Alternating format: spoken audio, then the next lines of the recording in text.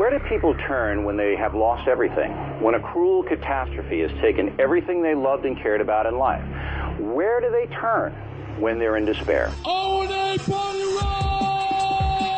It's showtime, folks. It feels good. It's cool. We're brilliant broadcasters. I'm thrilled. I'm excited. I'm ecstatic. Very respectful. Very nice. There is some shenanigans going on. It just feels right. They're like two puzzles. We want perfect questions. We want some laughs. Some thoughts being provoked and thrown back and forth. I don't like flaky. I like cakey. I want to hug a cute dog. How fake was that? The name of this radio show should be The Happy Idiot and the Sullen Douche. Two total dorks. Am I listening to a radio show? Two DJs and a tranny lover. That's what this program is about, mister. Only creeps listen to this program. Yo, boys, what's happening, man? Turn your fucking radio down! Opie. Anyone around here ever smell my ass? It's lovely. Anthony. Come on, we're going to tell you how to get chicks. James. I'm Jim Norton, and I'm a horribly boring person. We just kind of laugh at him. He's getting better, but we got to break him in still. He's a candidate for killing his wife if he gets married. I love E-Rock under the console at us. Snapple and mayo, your dumps must be lovely. And featuring... Hurricane Ben! Martini Steve! I think there's a degree of mental illness with everybody on the show. Ramon. Eric's breath smells like the diaper of a cancer patient. Can I say for the record that this program sucks a fat dick? I got a few ideas that can get us fired. Please use them. Please use them. But enough of this palaver. Let's get the show on the road.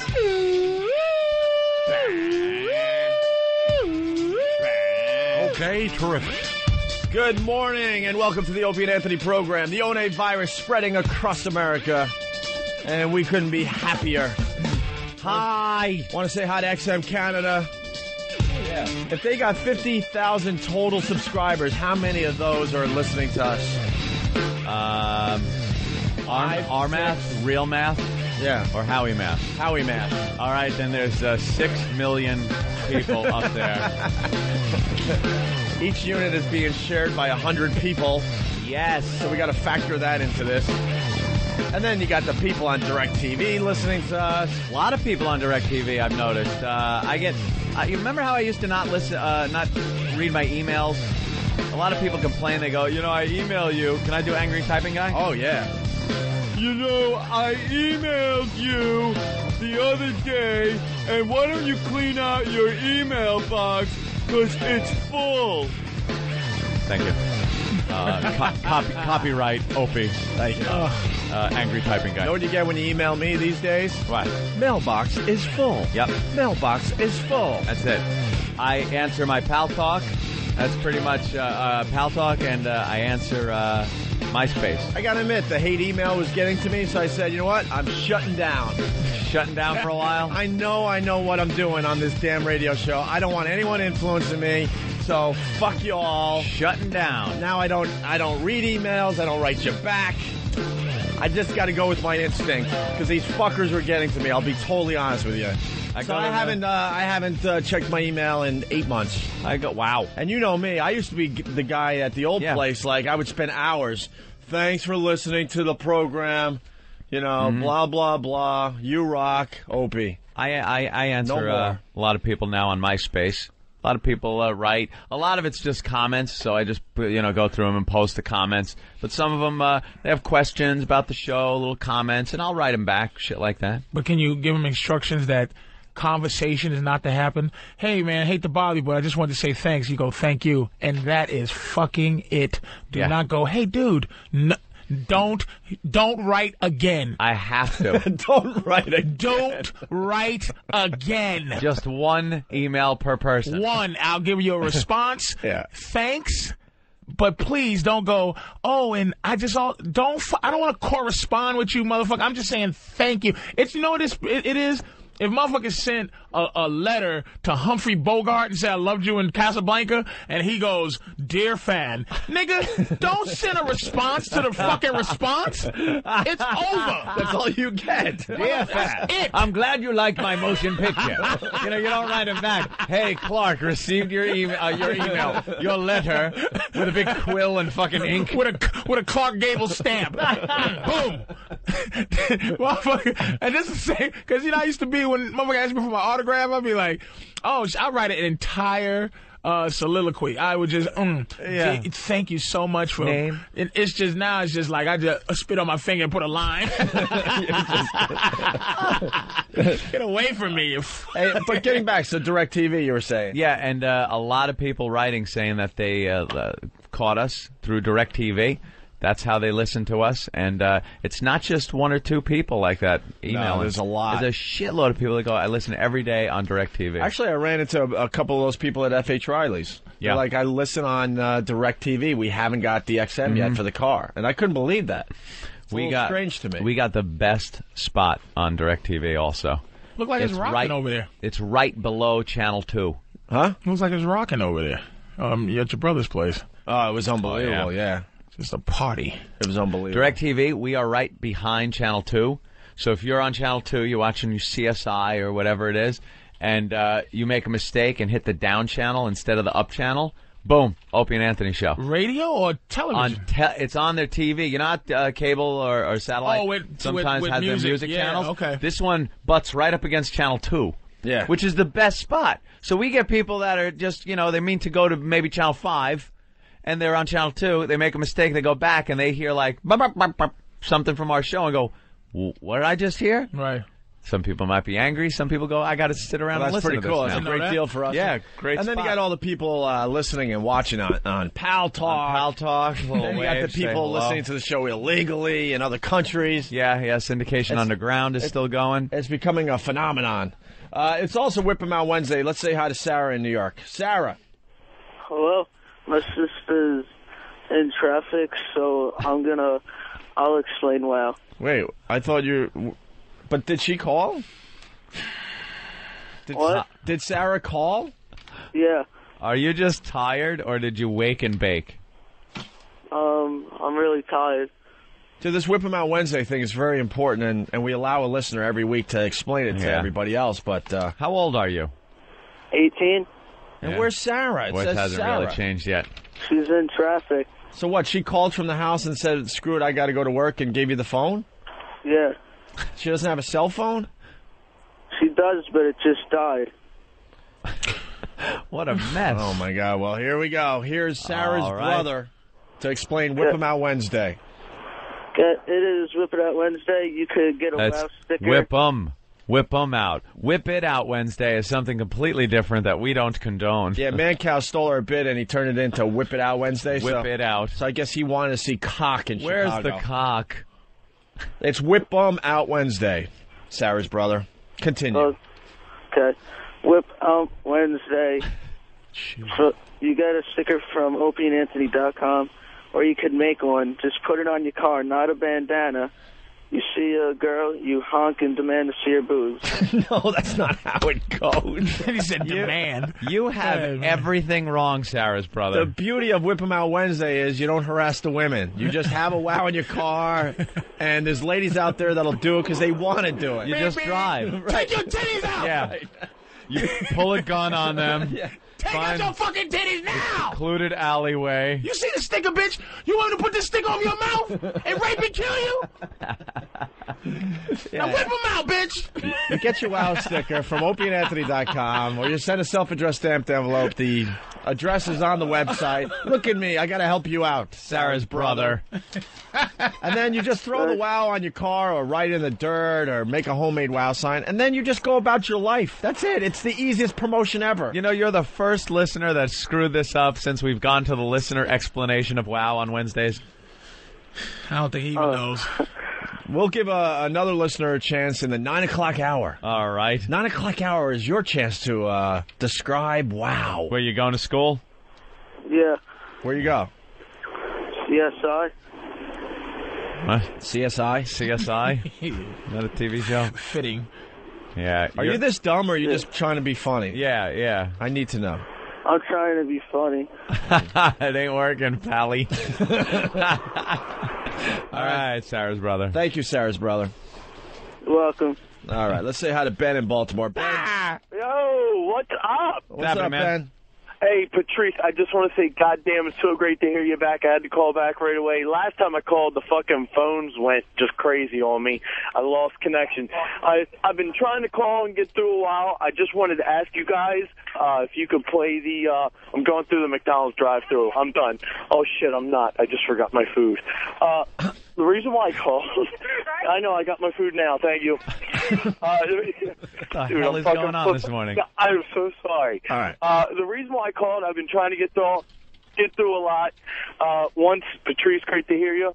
Also, I'd like you guys to go out on commercial more with the Howie XM thing. Which Howie XM thing? The one where he did, I heard it a couple weeks ago, where he was like doing an XM commercial. Oh, yeah. And I think that's so fucking great. Why do you think it's great? Because it's like, hey, Howie, you're my bitch, do an XM commercial. You get it. I love it. You know? Yeah, there you go. He loved XM until XM decided to pass on him. Yeah. And now he's trashing XM. Now he's That's trashing. what I love. But we have actual audio of him praising XM and how it's a great, great satellite radio company. Yeah, and it is. And it is. But he's the most honest person in radio. All right, guys, punching out. Patrice, stick around for a while. He's going to be here the rest of the week. All week. And then he's got his own show on the channel Saturday. Saturday. His relationship show starts Saturday night at 8 p.m., I think we said. Is it Black Phillip? Yeah, that's what you're going to be. Black Phillip. I love that. I really do love it. Black Phillip. I'm going to be listening, man. I got to hear that. Yeah. I did a preview show on Pal Talk. A couple of days ago. You did? Yeah, a little preview. I was a lot of people you were holding court? Yeah. I guess Lucy 18 runs it, and Nurse Heather. Yeah, okay. Whose life is just, she needs guidance to just the highest degree. She needs help, and I wanted to help her. Well, Patrice is now pretty much addicted to Pal Talk. The last time Patrice was here, we were talking about Pal Talk. He's like, what? We introduced him to it. We gave him a camera. We had a webcam. We threw it at him, and now you're just completely hooked and addicted, right? I can't stop. I cannot stop. Dude, put it this way. And then they got the worst picture of the. Is that Foundry? Yeah. It's the worst. It's the picture of me figuring it all out. Patrice learning so you're just kind of looking at the screen like a lunatic, trying to figure it all out. Am I on cam? Is the camera on? Look at that look. It looks like I'm looking at a little girl and I'm supposed to be. Look at that look like, oh my God. You have a look on your face like, that's dreamy. That's, with the bubbles. But I was just saying, hey, what's this? Some motherfuckers are so psychotic. They got me with the bubbles. They screen capped them with the you're able to put superimpose digitally put on bubbles in front of your screen and little doodads and fun little icons and words and things like that. And his had the bubbles on. And apparently you didn't turn them off right away, so he just had bubbles going on his screen. It was so, and I went into the O&A room. Yeah. So I didn't go into like a room. I got banned from a couple of rooms already too. Did you? Yeah, it was. Don't harass the girls. BBW room. Yeah. And, it was a skinny girl in there. You know the BBW is, right? Yeah. Big beautiful women. It's a fetish thing. So I go on to big beautiful women, and it was a skinny girl on camera. I go, what? Type. What are you doing here? Well, my girl did it. What are you doing here? And she goes, I love the music. And then we write. Yeah, fat bitches do got good music. Bow! Gone, bounce. But you're on the Pal Talk all the time with your lady, right? Yeah, man. It's great for two predators like us. Patrice had to get a new computer. It drove him to buy. When it drives you to go out. And how long did you have your old computer? About 3 years. It was doing well. And then all of a sudden it started. And when I went on Pal Talk, and I was like, this is not working out well. Right. I can't open up 20 friggin' screens here and watch what they're doing. New computer. When something drives you to buy a new computer just for that, yeah, you're pretty much hooked on it. Only program I put on it so far is Pal Talk. It's Pal Talk. Pal Talk. Nothing else. It doesn't even have a printer on it yet. You have one icon in the middle. Doesn't even have What? Doesn't even have Explorer. Can't even go on the web. It's just Pal Talk. One icon on his desktop, right in the middle. Pal Talk. Pal Talk is You really are. I really love. It's just to see those real people out there. Just pathetic, and me just as pathetic. I'm sitting there thinking they're pathetic, but they're sitting there thinking I'm pathetic. Yeah. Everyone's pathetic. We are so voyeuristic as people. We've always been fascinated with the look, peep through the keyhole. Sure. The glimpse down the blouse if somebody's like bending over at the supermarket and you go, what? I think I just saw a tit. We love to see shit we're not supposed to see or be inside something. You pass by a window with a curtain open and you're driving, or as a kid on your bike, and you see something pass by and you look and go, what the fuck? Well, I just looked inside there. Well, I got to get in those bushes for the next. Now I got to climb the tree and look in the. That's where the porn thing turned. That's where porno turned. Where porn used to be one girl getting fucked by 5 strange guys. Right. Now it's 5 strange girls getting fucked by one guy on porno because people don't want to see the same chick. They want brand new. No. And it's nothing better than. And on Pal Talk, people have these one-on-one conversations in front of everybody. So I'm watching like Bertha Butt 116 underscore, you know, and she's pulling her tits out for fucking Mandingo 1, and in front of everybody. Yeah. But it's like, it's just a personal private moment for the two of them. Tit. And a lot of girls, when they show the tit on there, and there's a lot of hangy tits on Pal Talk, they lift them up in that lift up. I'm a form a titty, like, because it's soggy. Oh yeah, they gotta mold it with their hand a little. Mold it into an acceptable titty. And pop in front of the camera. Look at that titty.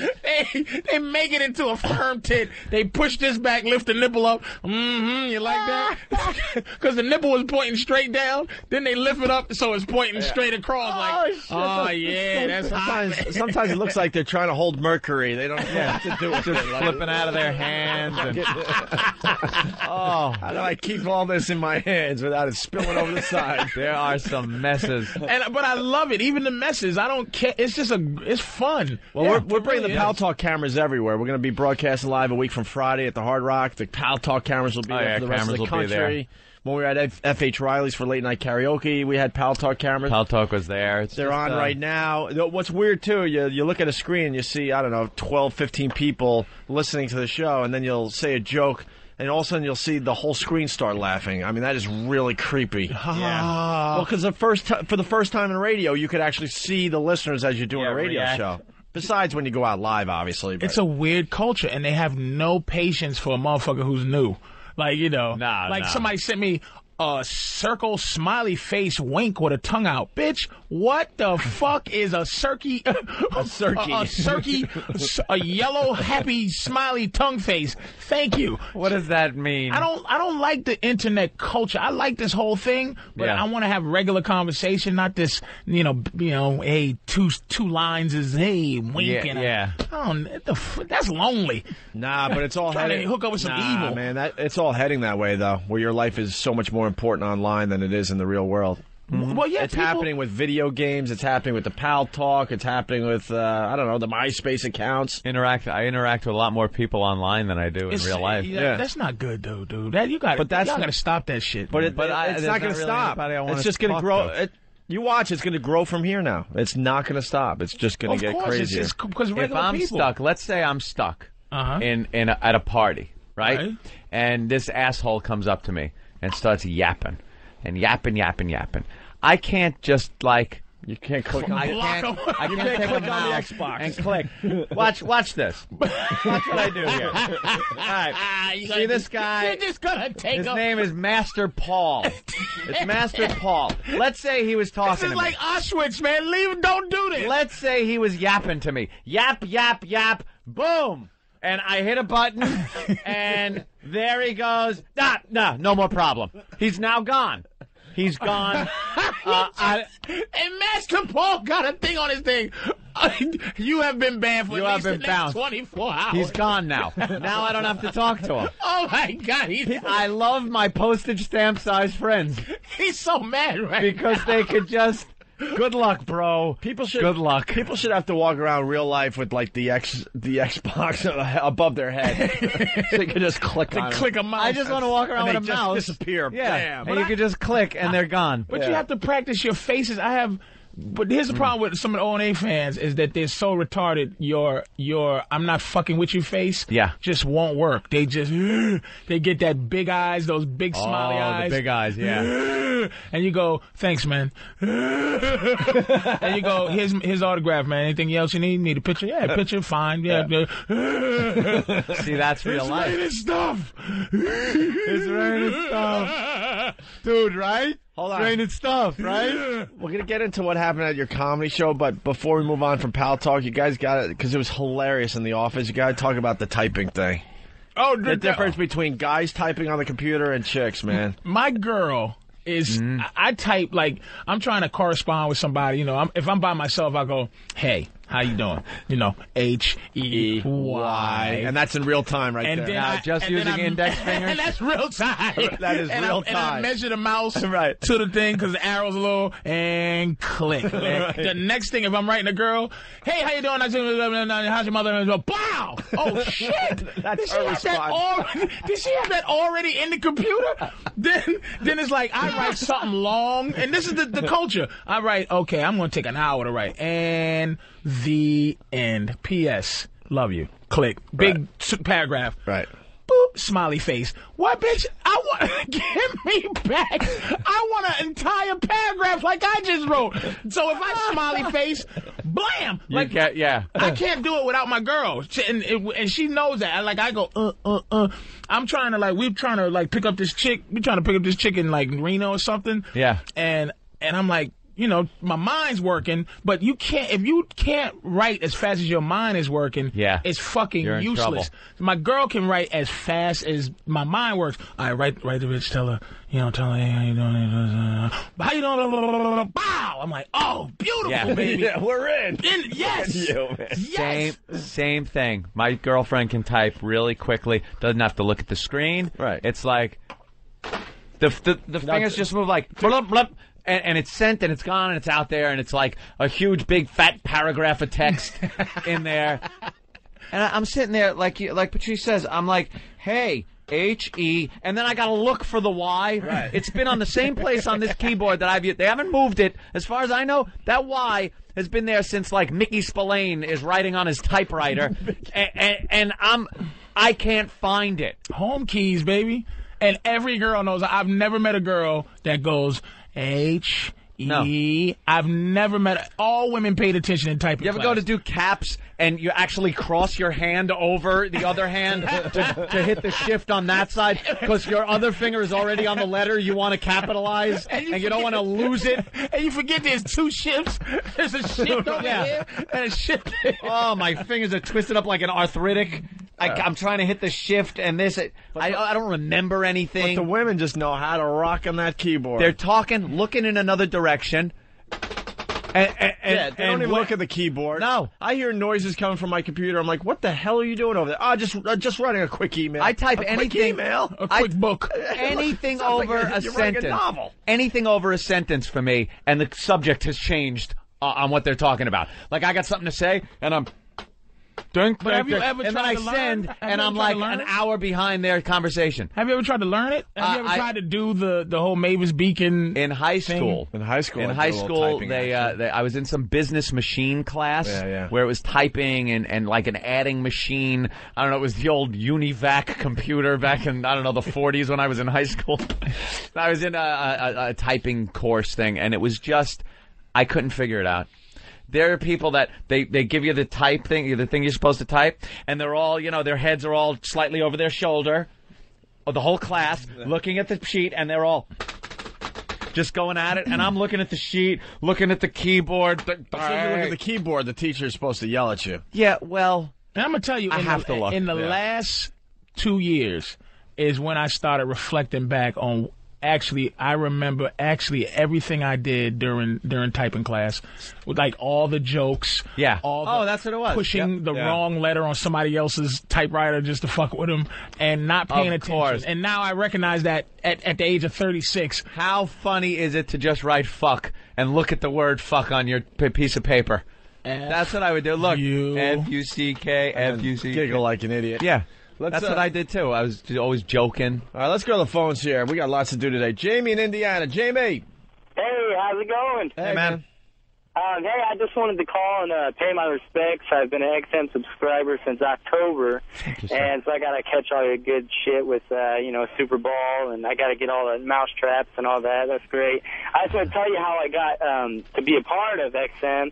It's through you guys' buddy Kev Slider, who actually used to work with me here at Staples here in Lafayette, Indiana. Yes, we know Kev Slider. So Kev Slider spread the virus to Jamie in Indiana. See how this works? Yes. Very good. And, You're doing a bang-up job with this call, sir. Yeah, what else you got there, Jamie? Oh, I'm sorry. Well, I just wanted to tell you that, Kev Slider, he's spreading all over here in Lafayette. He's trying to get all the other people that work at Staples to get XM. He got me to get it. Awesome. And like I said, I've been a member since October.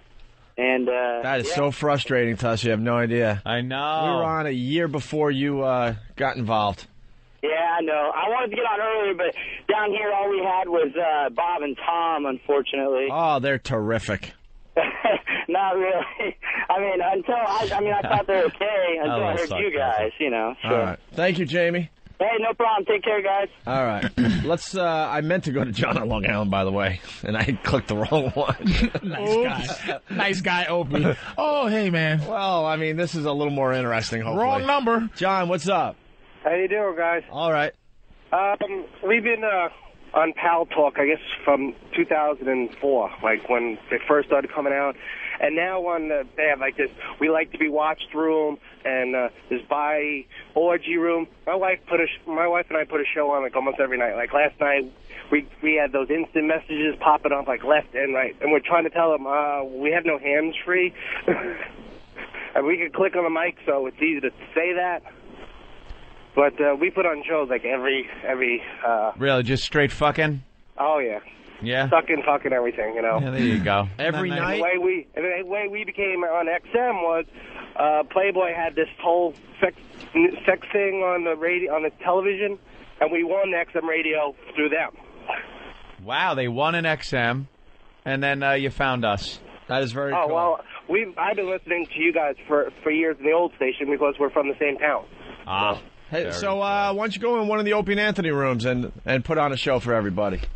We will do that tonight. Right now I'm in the transit, so no computer here. No, I know. I'm talking about later tonight, because this show never ends. There used to be a time when the Opie and Anthony show would just end. We would do our 4 hours, go home, everyone would shut down until the next day. Now it's like it just continues with Pal Talk and everything else. Yeah, there are plenty of other things people do. Anthony supposedly does shows on Pal Talk now. I just get on there and hang out. There are different rooms. Is your name like public knowledge? Yeah, yep. just Our name is OPANT. Into Couple. That's me. All right, John. That's what it is here on the Pal Talk. And if you don't have a camera, there's no need to even exist on Pal Talk. When someone without a camera that says hello, you're like, can't see you. I can't see you. Fuck off. Get away. Don't know bye you. Bye. All right, let's go to Ann in Minnesota. Ann? Hi, guys. Good morning. Good morning. Oh, Patrice. Black Dr. Phil. I want to welcome you into my life.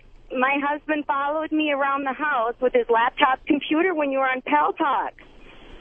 Oh, okay. Followed you around the house. That was some great advice. Wait, what happened? I want to know. Hold on, there's a story here. What happened, Ann? No, it was. I did the halfway Black Phillip show when I got on, and it was like girls and guys going at it. Some guy named Carlton who's like pretty angry with bitches, but he's pretty good. Actually, Patrice, I was not angry with you. I was more pissed off because I don't know how you know all that shit. Like, I had to pretend like you didn't know what you were talking about. Right. But how do you know? Because you just tap into nature. That's all, pumpkin. Oh, well. You tap into fucking primitive instincts. I don't know why those women were so pissed off. I felt a little defensive myself. Wait, were you doing a preview I was relationship doing a preview, show on Pal Talk? by mistake, but it's like, okay. I just do it anyway, because it's as soon as it's like she's, barking out, I try to suck his dick. Like this is the feeling of, I try to suck his dick and he don't want me to. Oh, really, sexy? he says no to my dick sucking advances. I love you. I think you're great. Keep it up. Oh, that's Thanks, very Pug. cool, Ann. I think your show is going to blow up on Saturday, man. I hope so. Patrice is doing a relationship show. It's twisted advice for couples out there. But it's going to be on Saturday night, 8 to 10 p.m. East Coast time. Patrice O'Neill and his relationship show. Why don't we take a quick break? I want to get another cup of coffee. All right. Apparently, I have to appoint some people as admins in the Pal Talk room also. I'm the only one. and I can't bounce people because I can't really keep track. I got a show to do over here. And it seems we have some Arab jackers in here. Again? Yes, my friend. For some reason, Opie, we've talked about Arab this. guys love coming in and jerking off in various rooms. It's a big thing. Pal Talk, the Arab men love to jerk off to anything. They're looking at our camera and jerking off. Yes, my friend. Yeah, they're probably just imagining blowing it up. You know? To anything, no. To the Arabs, these women are completely naked. Well, that's true. If they show like a shoulder. Oh, my God. This is like complete nudity to the yes, Arab my friends. friends. Look at that. Look at her forehead. Oh, my God. The cheeks. Eyebrows. The cheekbones. For some reason. Eyebrows. For some reason, it doesn't take a rocket scientist. These American women are completely naked to the Arabs. Yeah. All right, we'll take a quick break. When we get back, Patrice O'Neill, he killed the Carolines, and we got to read this hate email you got from someone you threw out or something. This girl is just fucking mad at me. Hates you. Hates my guts. And she loved me until I tossed her out. Yeah. And I sent her a reply just to let her know that, I explained why you had to get tossed out, Pumpkin. All right. Sorry. Yeah. Well, we'll go to break with this to make that one listener very happy. You got AM, you got FM, and now it's time to get XM. XM is the #1 satellite radio service, and it's doing for radio what cable did for TV, offering more choice than ever before with over 100 digital channels of music, news, sports, comedy, talk. XM's got a channel for just about every type of music, from hip-hop to album rock, heavy metal. They even have a channel for unsigned bands. Now you can hear the music you love the way you want to hear it, completely uncensored, and 100% commercial-free, and in digital quality sound. It's easy to get XM. XM is available at electronic stores like Best Buy and Circuit City, or you can get it in new cars, including many General Motors, Honda, and Acura vehicles. Visit xmradio.com for details. Beyond AM, beyond FM, XM, satellite radio. Hardware and required subscriptions sold separately. They call me the seeker.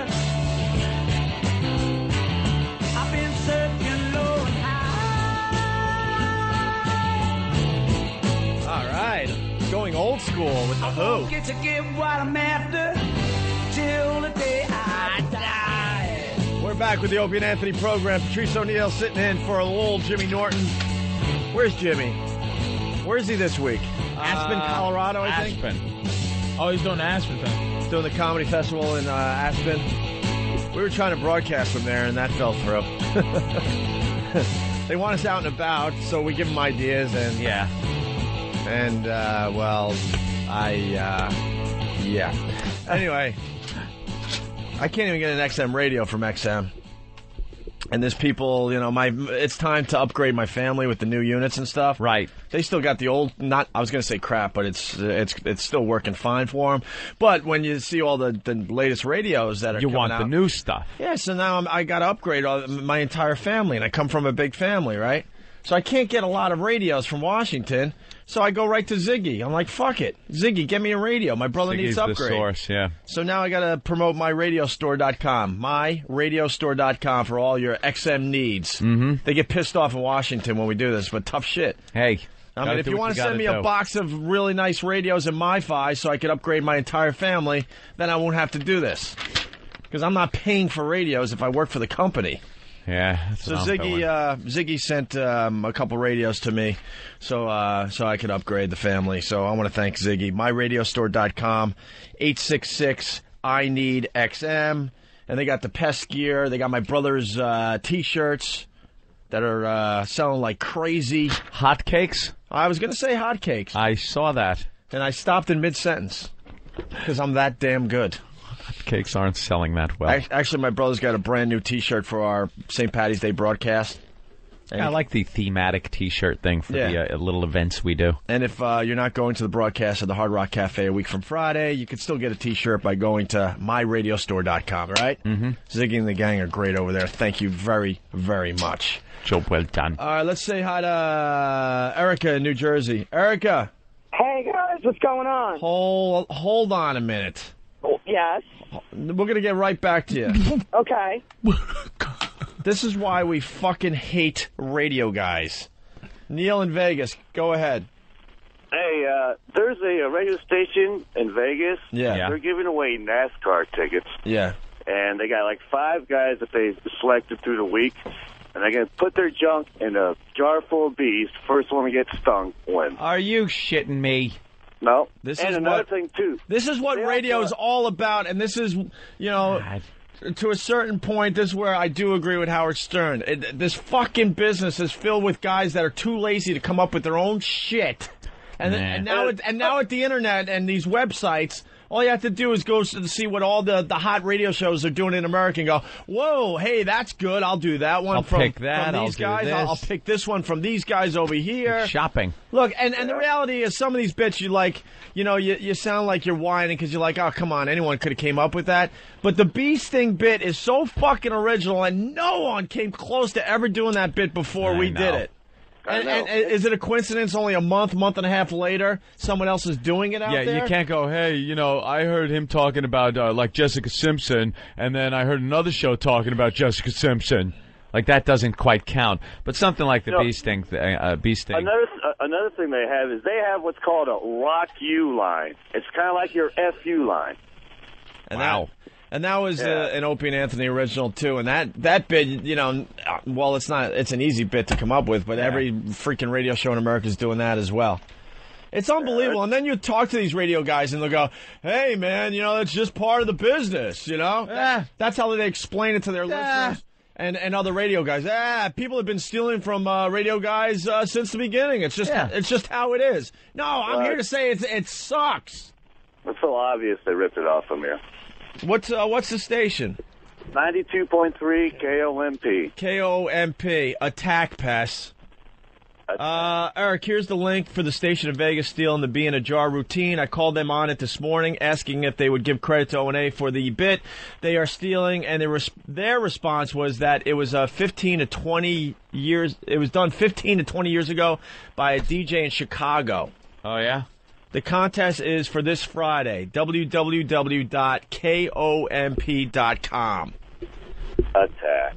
That fucking blows. Attack. Oh, that's what they do in radio, though. Thanks, Neil. All right, bud. Let's go to Erica in Jersey. Back to you, Erica. Hey, guys, what's going on? Sorry, I'm losing my voice a little bit. Patrice, I was at your show Friday night, and you absolutely killed. It was hilarious, and when those girls walked out, it was about the funniest thing I've ever seen. All right, that's what we're gonna get into here. Patrice was at Caroline's. He killed once again.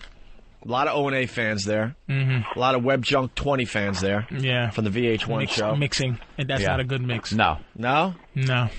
45-year-old perverts and 10-year-old girls from Web Junk and the 50-year-old psychopaths that listen to this show mixing together in a fucking comedy club.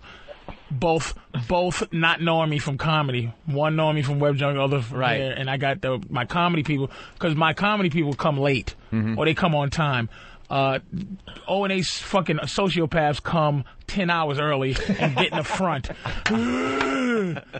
Yeah. It's raining things. Thank you, man. I've been doing comedy for a little while. Let me just do this.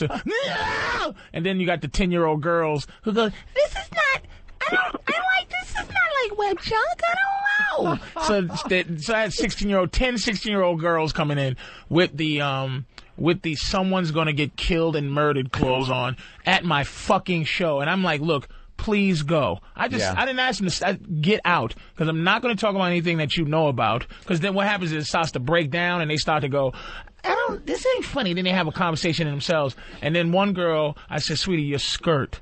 Everyone can see what you think is an ass or whatever, or some of your crotch. And it's like, something, there's grown, crazy human beings here. Why don't you leave? She stands up and goes, let me tell you something, motherfucker.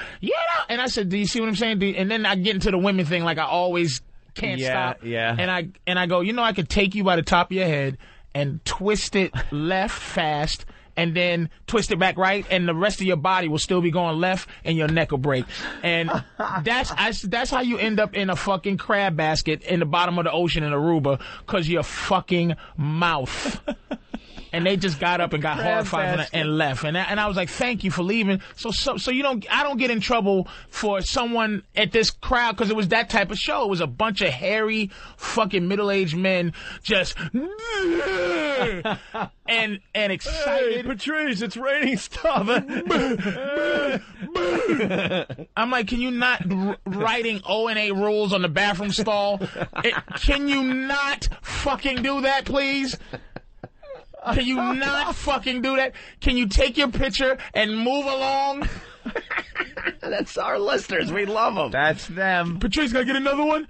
Sure, no problem, man. They will now support whatever you do. Thanks. It's good and bad. I appreciate it, you fucking I was telling Patrice in the office before the show because he was discussing this. I go, we drove Brian Regan to drink. Brian Regan is the cleanest comic you'll ever see. Yeah. And people love Brian Regan, right? So back in NEW, we were just so massively huge in the New York area. Brian Regan blew up on our show. He was already blown up in the comedy world, but then he blew up with our listeners.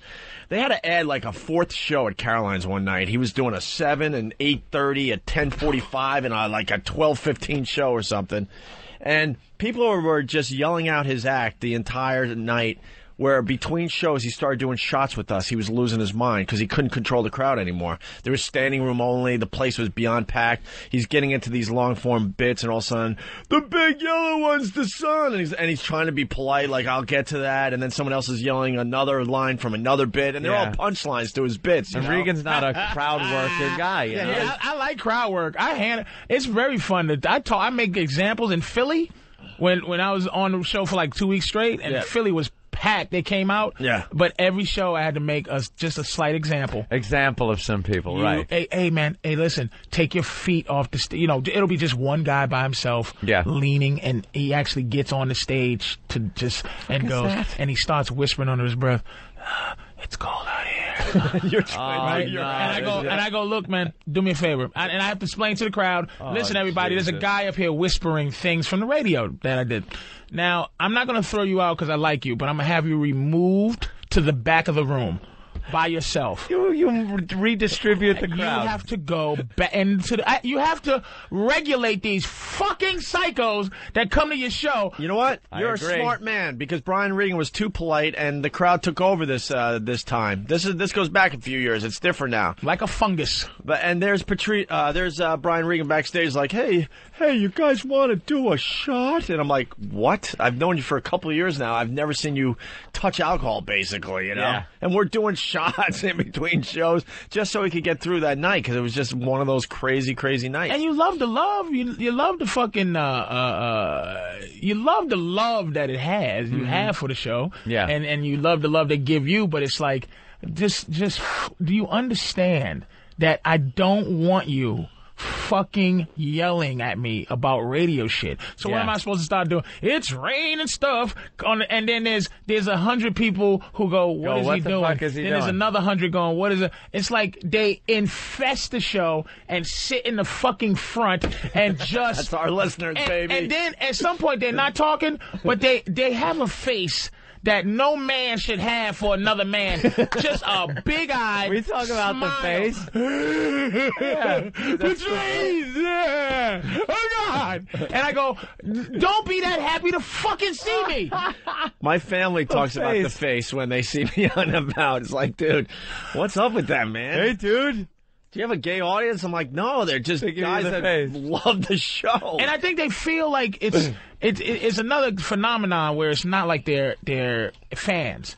Mm-hmm. They're not fans. They're like when guys call in, hey guys, it's never like, hey, long time listener, first time caller, blah. It's all like, dude, listen to Channel 6. There's a guy talking about your mother. And you're like, hold on, let me watch. It's not, we're friends sort of thing. Right. Or we're enemies. It's like, I fucking hate you, Patrice.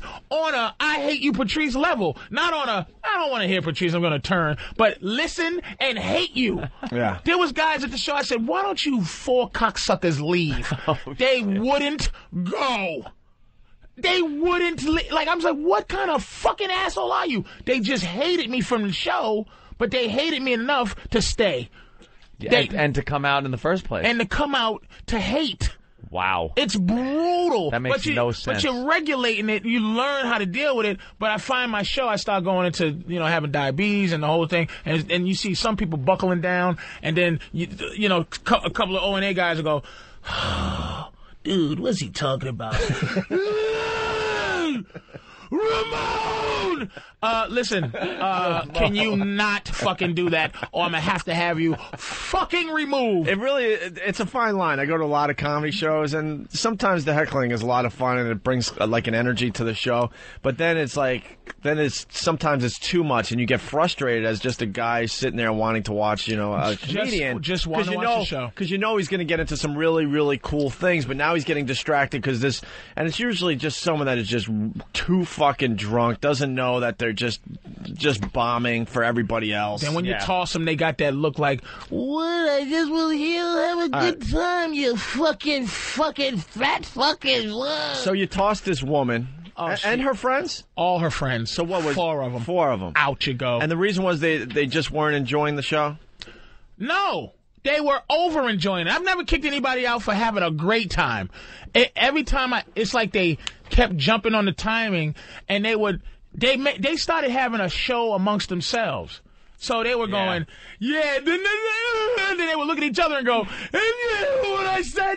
You hear what I said? And it was, Caroline's is on Broadway, so a lot of people just come in because it's on Broadway. Yeah. So it's some fucking white lady, some mixed couple from Sheboygan sitting around these frothing Long Island idiots with M&M coats and some chick who's cursing me out like she's a dude, So how do you kick them out? Easy. This is what I do always. I say 6 times relax. Chill out, man. Let's do something, Yeah. I go, okay. All right, listen. Then I get eye contact with who was supposed to be throwing them out. And then as soon as the last straw comes, I go, oh, boy, should I throw these motherfuckers? Because here's the key to throwing people out. The crowd has to want those people to go. Uh-huh. You can't do it yourself because the crowd will go, this guy is a dictator. He's a fucking dick. But you have to kick him out. Guy paid to get in. Exactly. This guy They'll turn on you. So you have to get to the point where the crowd's like, oh, come on. Yeah. And I go, I think I have to get rid of them. Then when you throw them out. Yeah, get them out of here, please. Then they Thanks. like you. But, hey, listen, and I always go, I'll pay for their drink. It was a fight in Philly because the guy goes, I threw a guy, I go, pay for his drinks, get him the fuck out. Because this is the guy that yelled out the joke, hey, what do you call an Italian prostitute? Has nothing. This is where you have to throw him out. When me and you are talking about the price of oil, and if Opie comes in and goes, cheese, you go, listen, Opie, you have to go. So we're talking about something, and this guy goes, what's an Italian hooker? A prostitute! A prostitute! Oh, yo! What an awful joke. So I go, get him out and pay for his stuff that he drank. Yeah, sure. So his friends didn't leave. At the end of the show, they come up, and thank God Big Gav was there at the time. Oh, yeah. Gav came up, ready to blast somebody in the head. No one's gonna fuck with him. So he goes, dude, you owe us money. To me. You owe us money because the guy you threw out, it was his birthday and he was paying for everybody. I said, I don't give a fuck. You should have left with him, you fucking idiot. Yeah. So we get into this fucking thing. He wants his money and it's like, man, get out of here. But then it's like I'm intimidating, but I'm a fat dude. I'm a big fat dude, but Gavin is a tanker. Yeah. And when he came up with that giant head and giant neck, the guy goes, dude, I just wanted the dude.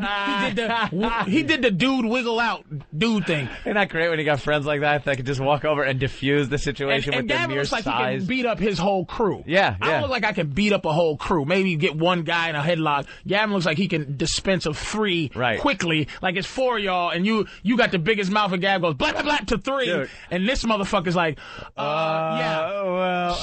Gavin's intimidating when he smiles. He's just one of those guys. Serious. But anyway, let's get it back to this, man. Yep. Yeah. So this is what I'm saying. That throwing people out, it's a technique that sometimes you have to.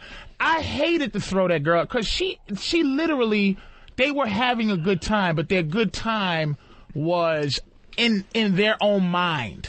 Yeah, it was ruining other people's good time. Yeah, it was like she was a cancer, and I wrote her back to explain that she was a cancer. You had to be removed. You're like a bad titty. We're getting to the email she sent to your MySpace account. So then when you threw them out, the whole crowd applauded. They were loving the fact that you got rid of them? No, because the show was very strange as it was.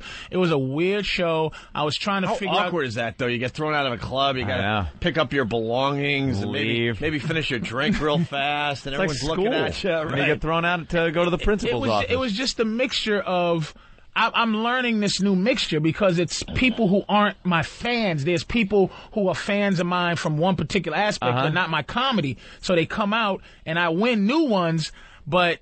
Some of the ones that know me from the radio go, I don't like him. They don't like I don't want to hear this shit. Yeah, what the fuck are you talking about? Going to the hospital?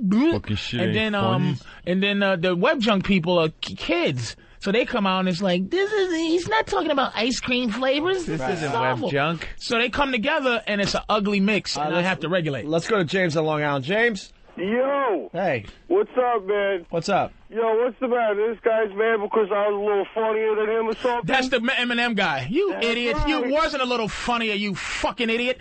You was a bother. This is the guy from Philly? No, is this the Philly guy or the Caroline's guy? I'm from Philly. What the hell? Yeah, this is the... Hey, do you hear him? This guy was at the show.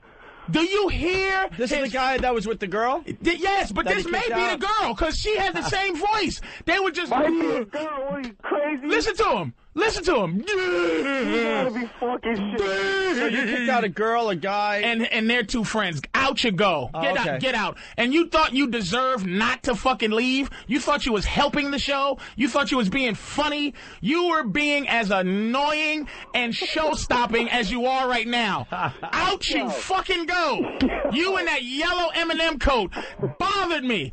Yo, you pick out the only people that were there to see you. But do you know that the fucking...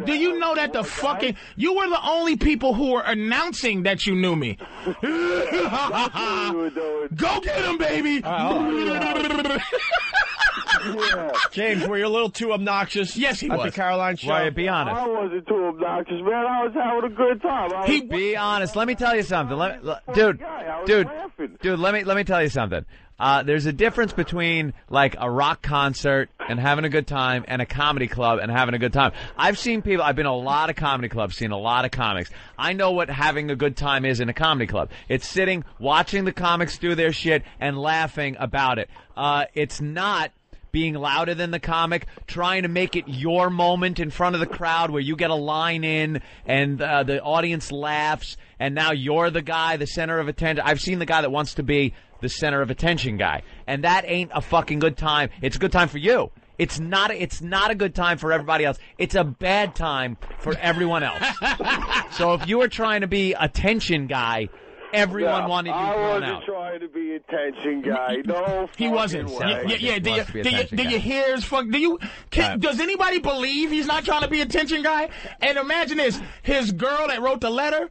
1,000% worse. Wow. Because at least he was extra. This guy, to be honest with you, I'm fucking with him because he was having a good time. I could have kind of got him to chill out. Worked with it, yeah. Which is a girl thing. Was it your girl, James? Yo, it wasn't my girl. The girl that he was pissed off at ain't even the one that wrote the letter. The girl that wrote the letter was my sister, the little blonde chick that was sitting right Well, we got the letter, and that's what we're getting to here. Her name is Snatch on MySpace. Nice name. You got to give her that. It's Snatch. I got to respect her for that. Snatch. I'm going to throw James on hold for a second. So, Snatch wrote this fine email to Patrice O'Neal's MySpace account after she got thrown out of Caroline's with James, who's on the line here. Okay, Patrice, it starts. Okay, Patrice. You were funny and really good at making fun of other people considering the size of your damn self. Already. First sentence. And make sure this is Long Island voice in your head. Should we keep track of all the insults? Or is it all fat jokes in this email? I haven't read the whole thing yet. It's just go. That's right. I'm the blonde chick that was sitting front row at Caroline's last night. Yeah, you know, one of the people you had escorted out because we broke your concentration and because we were funnier than you will ever be. All right. When some little blonde chick and her brother, who sounds like this guy, is talking about how much funnier they are than the comic, I'm not really believing they were funny to the crowd there. Of course they were funny to themselves, I bet. Of course they were. Oh, they were hilarious. They were having a great time and with laughing at themselves. Don't forget that. They were laughing at themselves. Because they're funny to themselves. Right. We were probably the only people there who had a fucking clue who the fuck you are. All right, there's another Just you thing. 4. Just them. Everyone else came there thinking, I don't know. I never heard. His name sounds like someone I might want to see. Hey, let's go see a white woman, Patrice. She sounds funny. Patrice O'Neal, good old Irish chick. Patrice O'Neal. Yeah, let's get in there. Wasn't she on the Golden Girls? Yeah, she gets into that. We weren't just going out for drinks at the comedy club. Oh, who's playing? Who gives a fuck? It'll be fun. No. We actually came to see you, and you know what? You let me down, and I'm going to let the whole fucking world know what a piece of shit you really are because you were scared of a bunch of white kids. I was horrified. Now the race angle comes in. I'm a phony. They horrified. The only thing the only white blonde girl Patrice would be afraid of is the one pointing finger and going, he's the guy that raped me. The rapist. That is the only time a white girl is going to scare Patrice. Miss, you left your hair on my coat. Can you take that, please? Could you take it off? I don't want it under my fingernails, so you grab it. You brushed against me on the train. Can you take you and your DNA? I walk around with Windex just to make sure my coat is clean. Patrice walks around with a CSI team just to make sure he's okay. No white woman DNA on you. Wait, let me make sure no white woman spit on. Oh, there you go.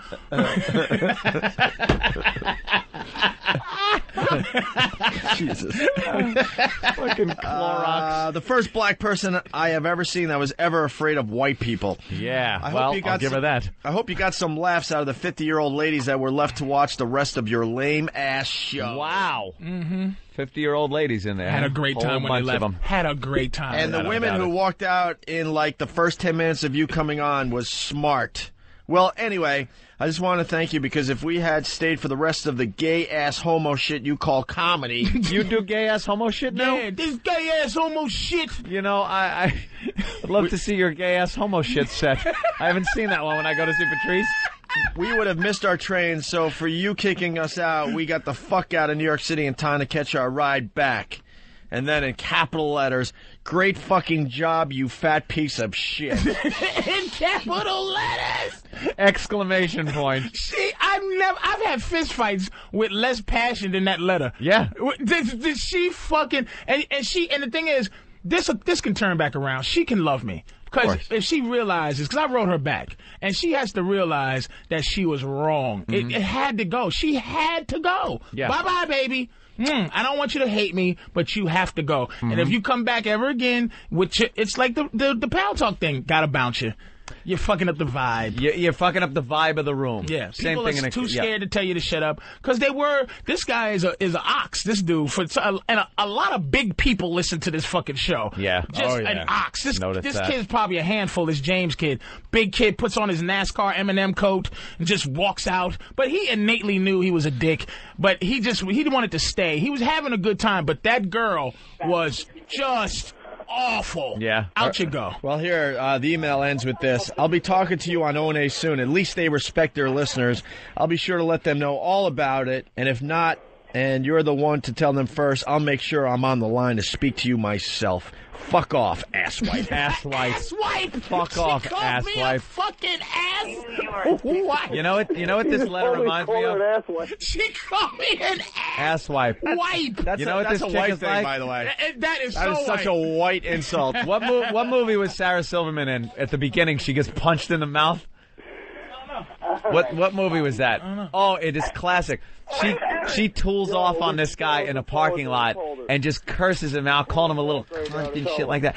And the guy comes up like he's going to get in a fight with Sarah Silverman's boyfriend in the parking lot. Right. And he looks like they're squaring off because he goes, "Shut your bitch up," and shit like that. And he's looking at the guy and they look like they're squaring off. Well, this guy just turns around and punches Sarah Silverman right in the face. And that is the type of chick she seems like. With this language, fuck off, asswipe, all that shit. What was the movie? Way of the Gun? Way of the Gun. Best opening scene in a movie ever. And you can't control women when they're out of control in these comedy shows. Yeah. No. Because they go, no one better put their hands on me, and no one blah. And she was just Long Islandy, and it was just horrible. People think because they pay that they have carte blanche to do And I offer to pay for their drinks. Please, pay for their drinks and get them the fuck out It's of here. fun to a point, but then you gotta know when to shut up. That's what it comes down to. I've seen shit blurted out from an audience that cracked the whole place up. It was good timing. The guy was funny, and I don't even like that shit because it's kind of upstaging and it's attention guy. And then he always seems, since he got the laugh, that he's going to top it, so he can't shut the fuck up and keeps doing it. I think an audience should sit there and laugh if they think it's funny, not laugh if they don't, but shut the fuck up. At times, it's so worth it. I went to see Bill Burr, Darnell. Is it Darnell? Donnell. Donnell. Donnell. And Charlie. And Charlie Murphy, okay? It was Bill Burr killed. Darnell, or how do you say his name? Donnell. Donnell, right? Donnell, yeah. He killed. And then Charlie Murphy gets on stage. It was just when he was starting his stand-up after the Dave Chappelle show blew up. He stunk on ice, and he was the headliner. And finally, a girl from the back of the room calls him out on it. Uh-oh. And then he decides to go at it with the girl. And the girl upstaged him to the point where it made the whole night worthwhile. Because he wasn't getting anything done on the stage. Yeah. At that point, it was a lot of fun to listen to a heckler. A lot of fun. I wish I could remember some of the lines she came up with. Well, but the whole crowd was like, damn, did she just say that? And you could see Charlie Murphy just sweating it out like, oh, fuck, I have nothing to say to that. Some hecklers are genius, but you work with them. Like, I can crowd work or do material. I love either one. And if they had added anything except for sociopathic behavior, I'd have been like, yo, fine. And I was really with them until it was like, can you have a sense that do you have a sense that I'm getting a little, can you calm down? Yeah. And the girl he was with, it was the girls. It wasn't the guys. Right. The girls were like, bleh. Listen, we got the Way of the Gun clip that Anthony's talking about, I believe. Wow. Really? Hey, yeah, you, get up. What are you, retarded? Get off the fucking car. She's sitting on the car. Nicholas, get off the fucking car! Hey, fucksuck! Get your slippery fucking ass off the car! Listen to me! Get off the fucking car with your fucking ass! Shut that cunt's mouth or I'll come over there and start her head. You're gonna wish you never fucking got up this morning, asshole, because my boyfriend's gonna fuck you up. And then after that, while he's fucking up your fucking gay uncle over there, I'm gonna fucking cut off your cock and mail it to your mother, you fucking faggot bitch. Gaylord fucking bitch. How do you like that? You like that a lot? You fucking faggot? You like to ass fuck? Fontanella fucking baby head fuck? You like to fuck baby heads? You like to fuck boys? He's gonna fuck you in the ass. How do you like that? He's not even gay, but he'll do it. Just fuck. Honey, she's got a big mouth, but she's not kidding. I'm gonna whip you silly, and I'm gonna fuck you stupid. You wanna do the man dance? First dance is yours. And he hauls off and punches the guy's chick in the face. It's fantastic. So, James, oh my God. That seems to be like Snatch. And did you like hear, that chick where is Snatch? Snatch, James? We need Snatch on the phone today. Did you hear what he did? How it went down a little bit? Why he went? Oh boy, because he has been in that situation. Yep. So because I said to her, listen, can you shut your face? And I look at him and he goes, oh, dude, don't. He has to defend her fucking mouth every single time they go out. That's why he's like, Yo, man. They want you on the phone. Hey, James. 1-866-WOW-1-WOW. Who's that? Yeah. I guess he's on the phone with Are you on the phone with Snatch, James? She's calling right now. She's at work. All right. Everyone, please do not call the show right now. Yeah, don't be stupid. If you're trying to call the show right now, just hang up so we can get Snatch on immediately. We need Snatch. We need Snatch. We need the Snatch on the phone. Where's Snatch? We're looking for Snatch. We're looking for Snatch. We're looking for Snatch. Come on, Snatch. We got Aaron. We got Darren. People calling when we beg them not to call. Thanks. Yeah, I'm calling.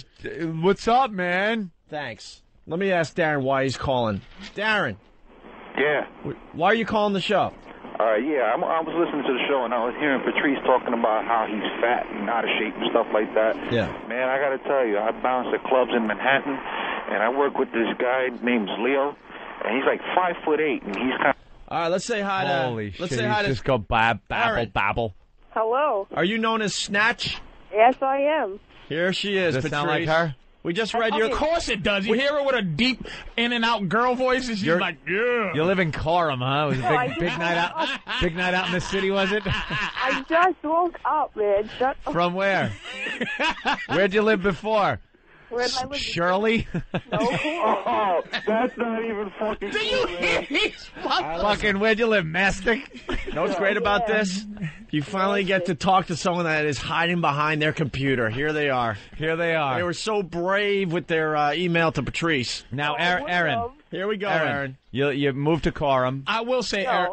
I live in Coram. I have lived in Coram all of my life. You sound it. Jesus. That's okay. I just wanted to let her know that out of any, I've had hate mail my entire career. Of course. This may rank up with the top 3 greatest hate Wow, congratulations, Aaron.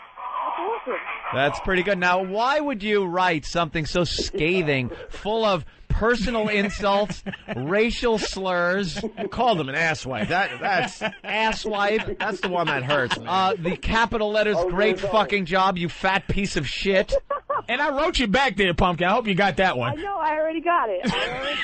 All right, you guys are getting a little relationship going. I like it. She was so... They're going to turn her around, bro. It was passion because she was just hurt. But it's like, sweetie, I have to let you know. And evidently, it wasn't this girl who wrote it. Wasn't the girl who had them thrown out. Wow. I'm not her. Well, where is she? I think you guys should call her up. Where is she? He's at home probably right sitting home right now listening. Do you know her? Yeah. Or because sometimes you just get sat next to some people at comedy clubs and they're assholes, and you got to turn around and eat your own. You got to turn around to the table and go, look, shut the fuck up. They were together. It was all us. But the ones on the left weren't. It was just that one girl whoever she is. But the dude here, James, he had to get up and he had to defend her honor. And I'm like, dude, you don't have to do this. And then I said, you know what? Matter of fact, if I'm lying, let me know. I said, sweetie, you go. Now, you three can stay.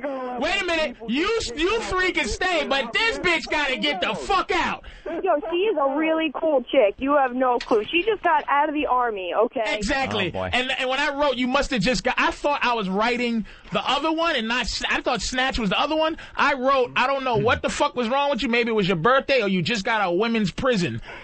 Same thing. But it's fucking the Army. Yeah, some kind of institutionalized living. Let's let Aaron talk a little bit here. So, Aaron. What's up? Are you still pissed off at Patrice O'Neal? Yo, I'm just mad that they kicked us out for no reason. They could have at least just moved us so we were out of his face or something. But why couldn't you just sit and enjoy the show? That's what I never understand. We were having a good time until he kicked her out. No. Your good time was interfering with the rest of the club's good time. And how many beers did you have on the Long Island Railroad on the way in? Yeah, any drinking on the train? Up you. I used to do that all the time. We used to go into concerts. We're Long Island guys. We'd go to Madison Square Garden for the concerts, and you get fucked up before you even got to the show. Absolutely. It's a long ride on the Long Island Railroad. That's all right. What's Coram? The Port Jeff line? Yes. Yeah, of course it is. Ronkonkoma line. Oh, Ronkonkoma. Oh, my God. Even better. This is such a white trash conversation. Well, it makes me sick. I really didn't want them to go. It had to go. Dude, they were on the White Trash Express. Yeah, that's the White Trash Express, the Ronkonkoma line.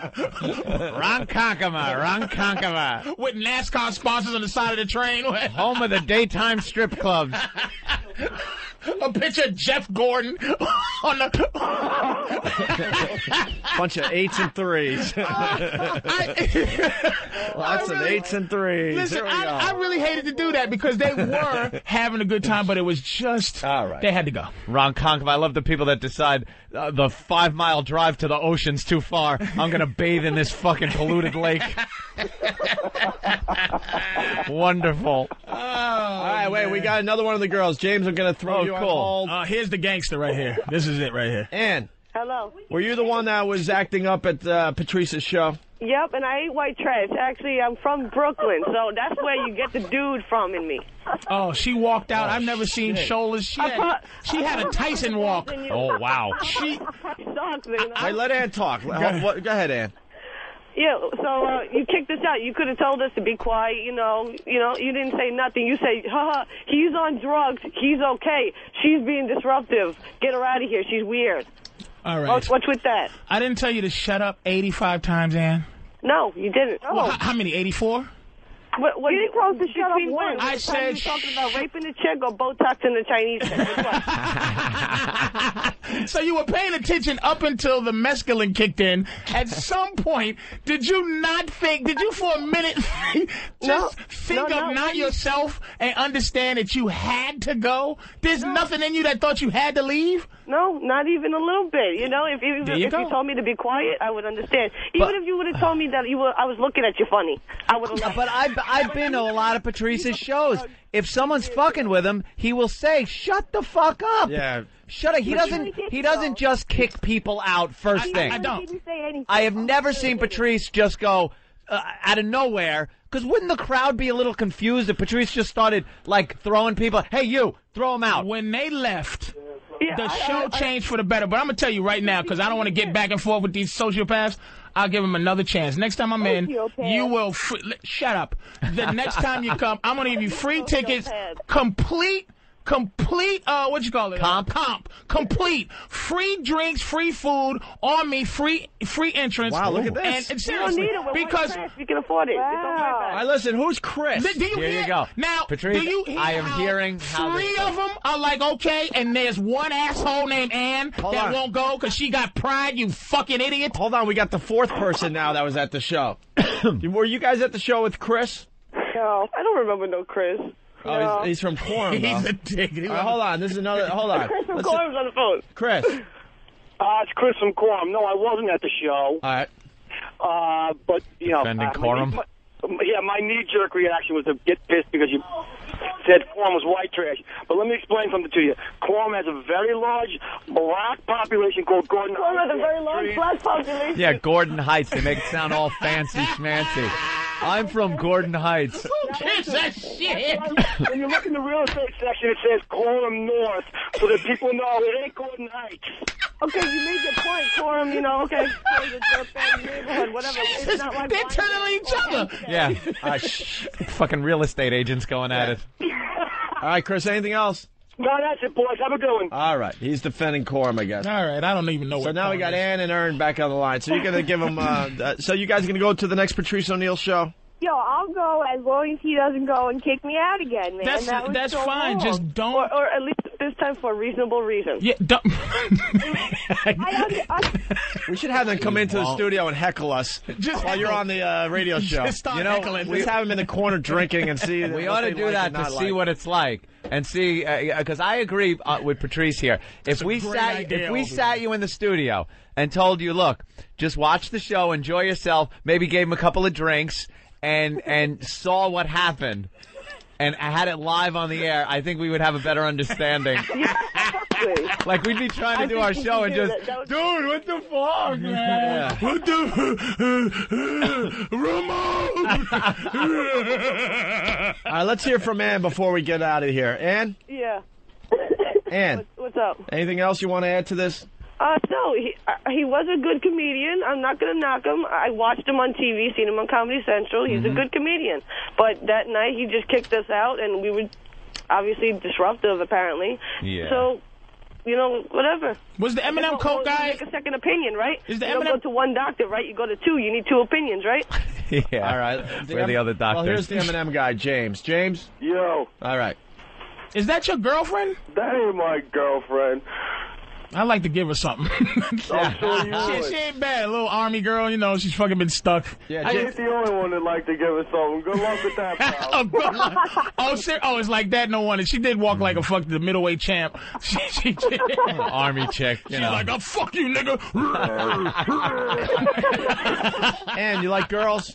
Yes, I do. I love them. Yeah. I mean, you'd rather be I with... ain't straight lesbian, so don't say nothing, Patrice. I do like males. You're a little both, whatever, huh? Yep, and I don't look butch or like a dyke, none of that. Well, tell Snatch and all you guys, listen, man, you had to go that night, but listen, next time, make sure it's easy to get in touch with the show. Anytime I'm in New York, you guys, I'll get in free, and we'll try to reestablish our relationship. All right? Yes, like we were all friends. All right. That sounds good. And your final words here.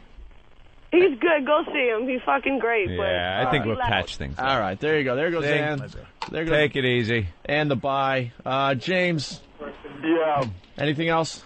Yo, when Patrice is back out in the city, I will be there. Hey, That is guaranteed. Hey, James. What's up? Quickly, what town are you from? Yo, I live in the Heights, bro. Oh, okay. He's in the Heights. I'm the only white dude. He's with the brothers. Can I say one more thing? Yeah. I was on an hour and 10 minutes before I threw them out. I did 2 Wow, hours. all right. So these guys got a whole show. I did 2 shows that night. The first show when they threw them out, and then the show I had to do after They got kicked out when the red light came on. Yeah, pretty much. Holy, we're handing out checks. Yeah. So, James, you got a show out of it. Yeah.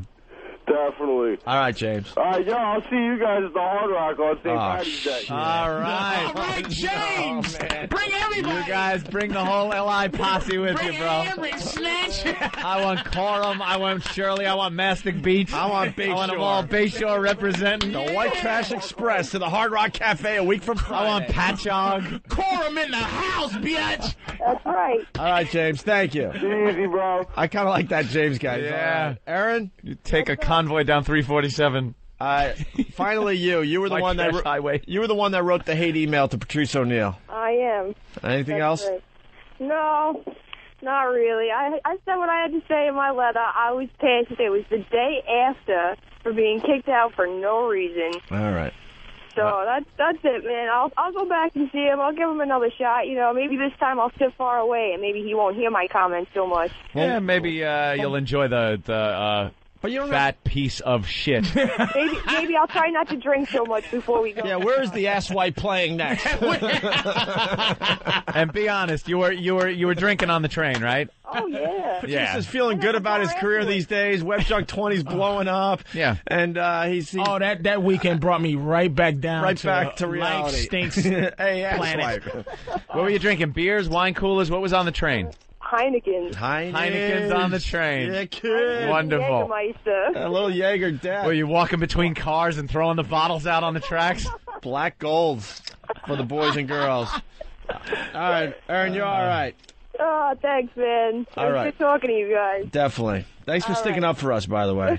No Opie and Anthony would never do this to us. That's so funny. They would never do that to their fans. It's like, oh my. All right, Aaron. She just really tried to destroy my Have a life. good one, guys. All right. I can't tell you how many times I took, I never interrupted a comedy show and stuff, but I have been drinking like a motherfucker on the Huntington branch of the LI Railroad, just like this, with my fucking Long Island Loud friends, just drinking, going out to the big city to do something, and just being an asshole. You guys are ridiculously shy in public. It's nothing worse.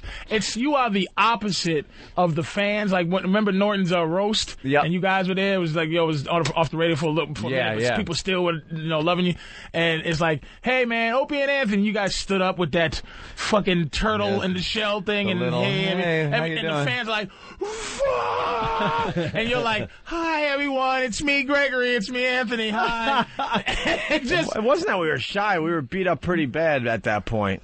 Oh, yeah, I forgot about that. Yeah, we were beat up pretty bad. But those times y'all used to come out all the time. We were humbled. Yeah, we weren't feeling too good about ourselves during that time. We give a little wave, a little humbled, but those Long Island Railroad trips into the city to go see whatever the big band was. Going to see the Who tonight. Right. And then the ride home, you're so tired and drunk and hungover. Everyone's drunk at Penn Station because they're all going back to Long Island. So you're at waiting for the train track number to pop up, which they do 2 seconds before the train leaves. So it's just a bunch of drunk people hanging out in Penn Station waiting to get back to Long Island. Right. And then you hear the beer bottles rolling down, just rolling around the cars. They smell like vomit and beer, the cars. When the train stops at all the stations, it's like a wave of vomit and beer and piss washes forward and then comes back when the train starts up again. You got to lift your feet up. Now we got Dan. He's a black guy. He's sticking up for quorum. Dan, what's up? I'm not a black guy. I'm just letting you guys know. I do building inspections in that area. Yeah. And let me tell you, that white trash town, the black people are the upper class. Everybody I go. You're saying the white people are lower class than the black people in the Heights. And Dan's very surprised at that would actually happen. Squeegee work. Huh? white guys are doing squeegee work on the side of the road. It's pretty hilarious. It's pretty hilarious. Hilarious. I love you guys. Hypnagogue on Pal Talk. Thank you. All right, thank you, Dan. Let's go to Bobby in Jersey. Bobby? No, actually, I don't want to go to you. I'm sorry. Let's go to Chris on Long Island. The only reason, Bobby, we're trying to move on. Yeah, he was going to say that he was at Patrice O'Neill's show. I didn't mean to blow you off like that, Bobby. I meant to go to Chris. Chris. Yo, what's up? Hey. Yeah, I just want to talk about the LIRR going into concerts in Madison Square Garden. Yeah. Oh, man. How bad would it be with, like, a trainload of Iron Maiden, Priest fans going into Madison Square Garden all at the same time? It all depended on who was playing. You're right. It was like one of the hard rock, heavy metal shows would just be like crazy. And then I remember once I had to take the train in with my girlfriend, Helen, who was a big Jackson Brown fan. You went out with a girl named Helen? Helen, yeah. I know, please. How old are you? It was awful. And we went in to see Jackson Brown. And the crowd on that train, a little different than when you were going to see, like, The Who or something like that. It was just, it was a bunch of chicks and their boyfriends that didn't want to be there. Like, it was very quiet. You're giving these little fleeting glances at other guys and rolling the eyes and go, yeah, fucking Jackson Brown. I got stuck doing this, too. Suckered into this. I used to hate coming in to see the Islanders and the Rangers at the Garden, and you'd be on the train with just all Ranger fans in their jerseys. Yeah, there you go. That's another one. Shit, man. You're going into the Ranger Islander games, man. Oof. That was really brutal. All right. Thank you, Chris. Yeah, take care. Yeah, why don't we move on? We got to take a break here. Patrice O'Neill just killing this morning for us. On the way, we got news teases, Anthony. Oh, new batch of news teases. Good. Also, we got to get to the John Montone thing. John Montone. We also have to do, the Trump stuff's pretty good, too. Yeah, Trump's lost his mind, or that's kind of a hot story. It's a very hot story. We'll get into that next.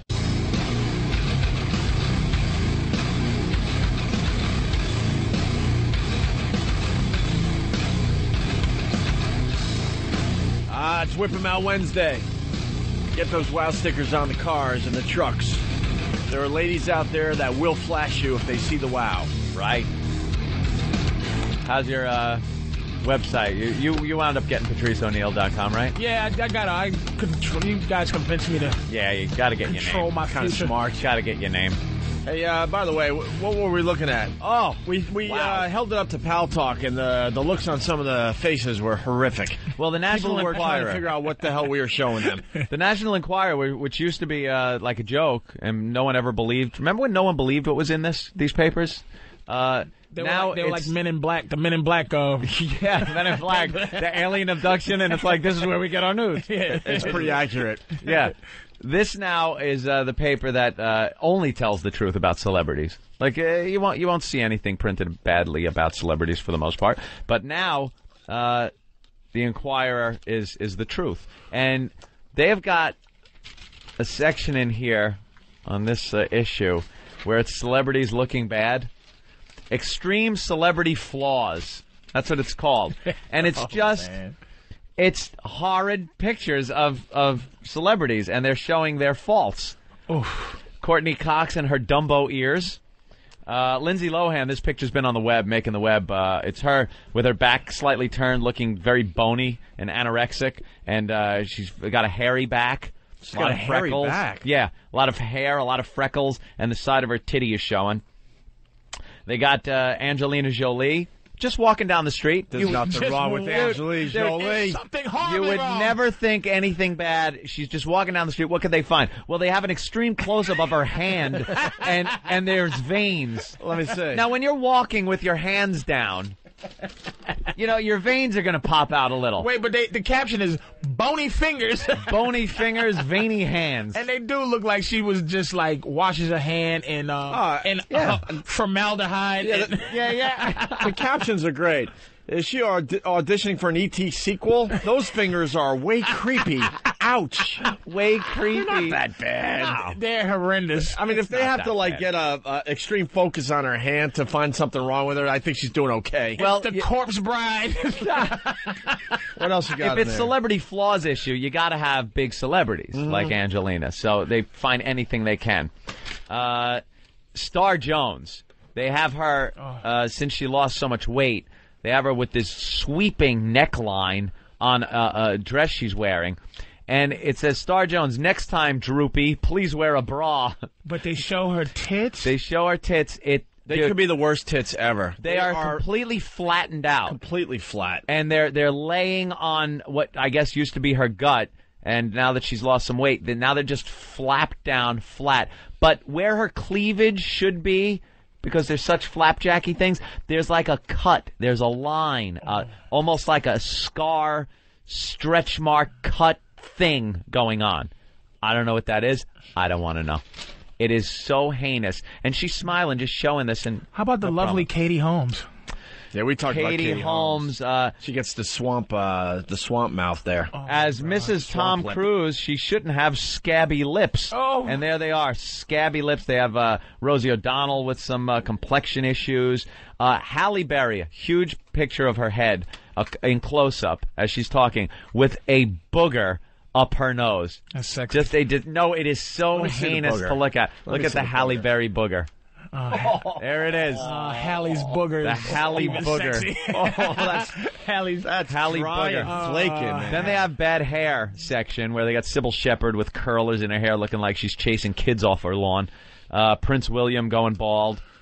Gwen Stefani with her blue like pixie hair, but that's, she can walk around like that. She's Gwen Stefani. Ted Danson completely bald.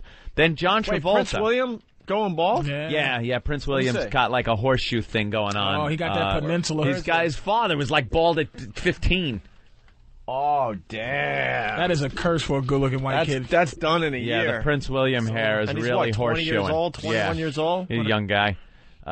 Then John Travolta. Now, he said at the Oscars his head looked a little weird, like they had just packed hair on there, like a chia hair kind of thing.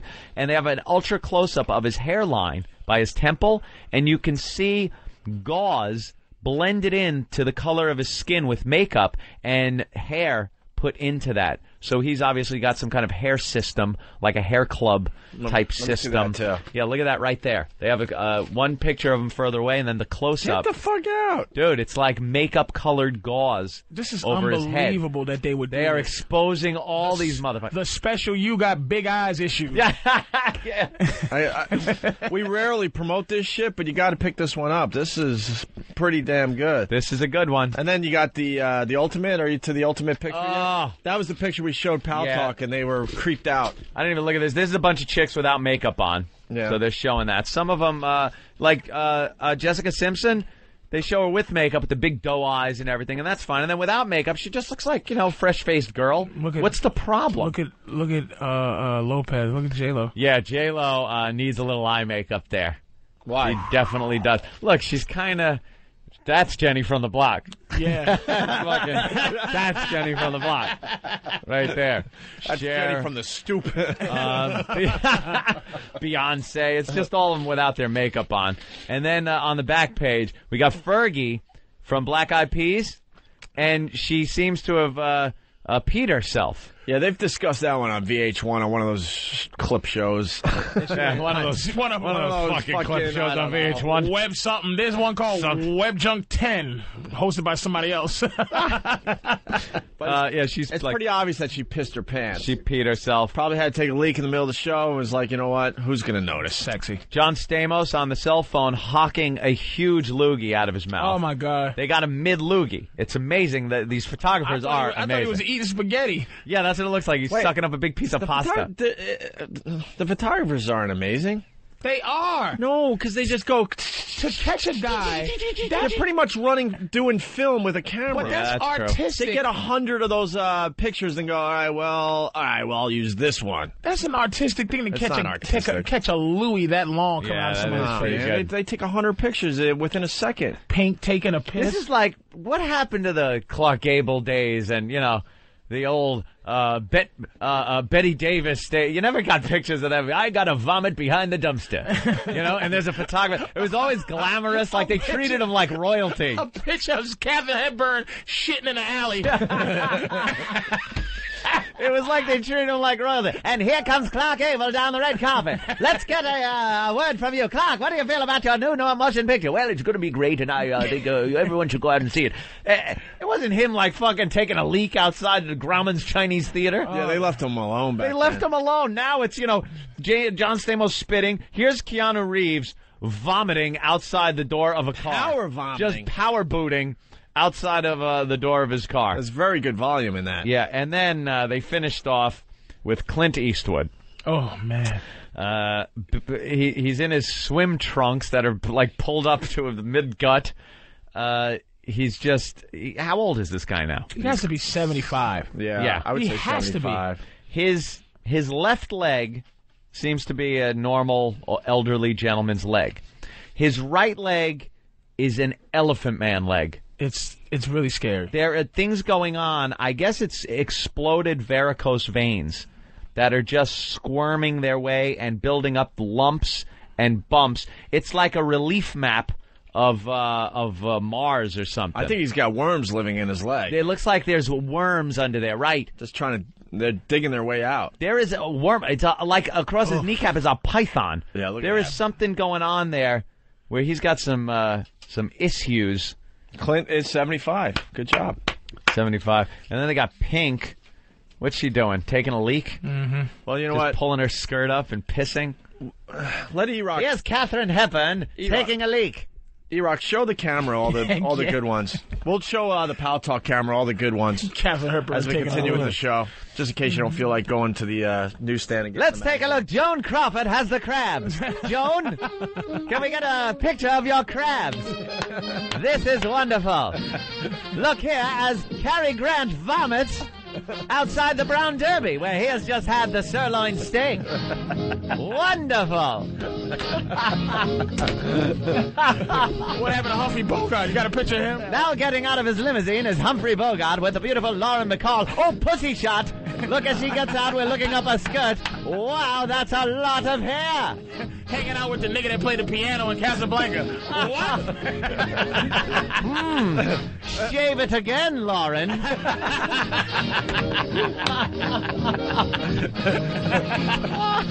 Well, someone must have hair plugs. Anthony. They treated him like royalty back then. Can you believe it? Was always about, how about a few words for our listeners out there? It's wonderful. I hope you see my motion picture. There you have it, folks. And people were satisfied. And now they want fucking... And the clicking camera, you can hear clicking. Yeah. Exploding flash bulbs. That's all they cared about. Lauren Bacall, look at her droopy tits. Let's get the camera down there. We'll give her flash burns as we try to zoom in on these primitive cameras. Flash burns. Yeah, she's got all these stars going home with flash burns on their tits from their block of wood with gunpowder on it. You fucking Betty Here she comes. That's hilarious, man. Oh, man. Look at the cottage cheese ass on Betty Davis.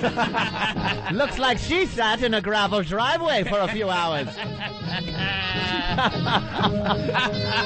Times have changed. Look at the boogie hanging out of Mary Pickford's. Mary Pickford, America's sweetheart. Has a big load of snot coming out her nose, and we have the exclusive pictures. Oh, my God. And walking down the carpet is Charlie Chaplin. Look at that. Maybe Lauren Bacall should take a lesson from his mustache. Oh,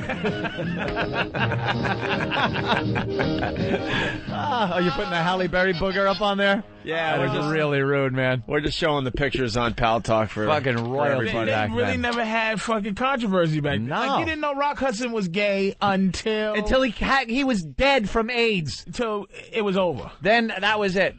They said that the press knew about JFK banging women in the White House, but they just left it alone. They left all that alone. But that's when they would kill you.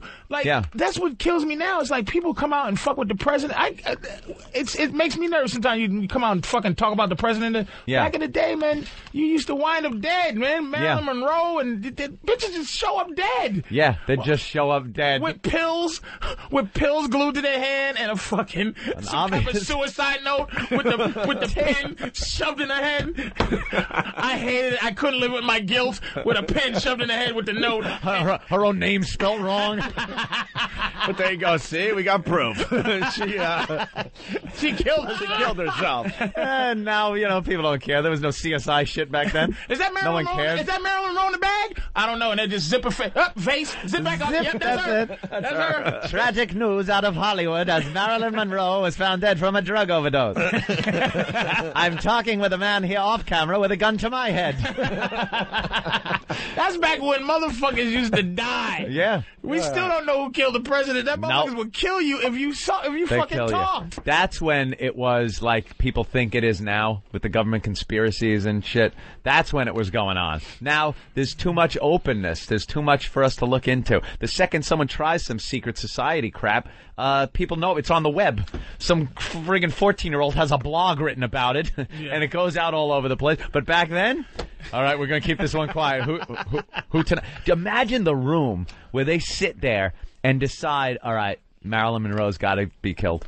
Like, who's the group of guys that go, all right, who is it tonight, guys? Marilyn Monroe? Yeah, we gotta kill her. She fucked the president. She fucked the president. You know the deal, right? Yeah, we know the deal. And she's telling everybody about it. Bunch of Lucky Strikes in the ashtrays. Wait a minute. And when they found her in the bed, she was perfectly posed as a woman that killed herself. One arm up, the other one like her hand over her forehead, like she was in distress. Oh, woe is me pose. Found a nude in dramatic pose in her bed. That room, though, must have just been something. Marilyn Monroe drowned in the Sahara Desert. Drowned? There's no water. But it's water in the lungs. I don't know what the fuck happened. Water in the lungs. The government had to go build a pool real quick to throw in. Send out the pool team. X11 pool team. In the middle of the desert, there's a fucking pool with her at the bottom. Fucking A, man. All right. That was the good old days, man. The good old days. Well, E-Rock's showing the pictures from the Inquirer. There's Fergie wetting herself. With all the flaws of the current celebrities. Here's Katharine Hepburn pissing herself. She was going out with Spencer Tracy, and they kind of kept it quiet. That was in The Aviator, part of the movie. And they kept shit like that quiet. Sometimes they'd threaten people or pay them off or whatever, but they would.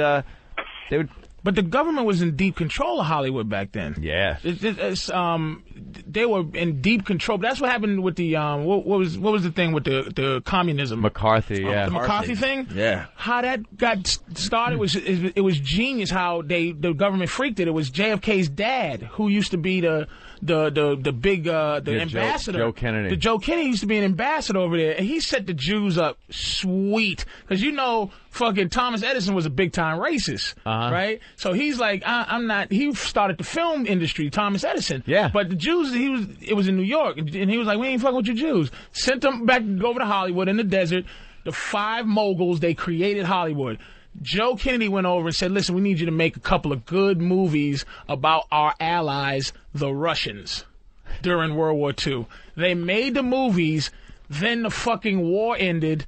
They had a bunch of movies. Yeah. Then the Cold War started, and they released the fucking movies that Joe said made. Look at this. These dirty Jews, they're no good. Commie motherfuckers. No, that's what they did. That's what the government did, man. He set the Jews up. A lot of people blackballed back then, weren't able to work, ruined their careers. But they were told to do that by Joe Kennedy. Yeah, yeah. The black man has their the best careers. conspiracy theories ever. But back then, they were just... you guys and your conspiracy theories in general, though. They effectively ended Hollywood as we know it. They got such a reign of power over Hollywood by threatening them. They could accuse someone of being a communist, and you were a communist. Yeah. And you were out of the business. Goodbye. Done. So everyone towed the line. All right, listen, we got to get into some other things. We got to get into the Donald Trump thing. Yeah, what's with that? Did you hear the news tease? Yeah. The fucking news. Listen to this. Plus, Donald Trump, a big fan of his daughter, what he says he would do to her if they weren't related. How does the news get away with that? Donald Trump could have you killed. Who are you kidding? The news is, who's the guy from CNN that got fired? That said the news is a business? And he got kind of, almost like it was a controversial thing to say. Yeah, he just recently got fired. one of those guys. Of course it's a business. And he was giving a speech, and he goes, the news is a business. Oh, really? We've been preaching that for years. People think it's actually information, that you tune in to get the information, and they're there to give you the information, and that's their prime goal. No, it's ratings, it's flash, it's outdoing the other guy that's doing the news to make more people watch your news. That's it. It's a business. So these teases, these things like that, where you hear Donald Trump, what does he want to do? It's to get you to tune in. How many times did you watch the news the other day that they teased that fucking poor garbage man son of a bitch that got flung out into the street and hit by a bus, and they cut it off right before something happened? He goes, this garbage man knocked into traffic. We'll show you what happened. And they show him get knocked back, fly into the street, and then they freeze it. It's like, what the? It's America's Funniest Home Videos now, the news. Who was filming that, by the way? I don't know. Where did they get the film of that? I have no idea. Somebody who just happened to be filming. You're always being filmed. Put it this way. You're always on camera. Look, hi. Do something right now.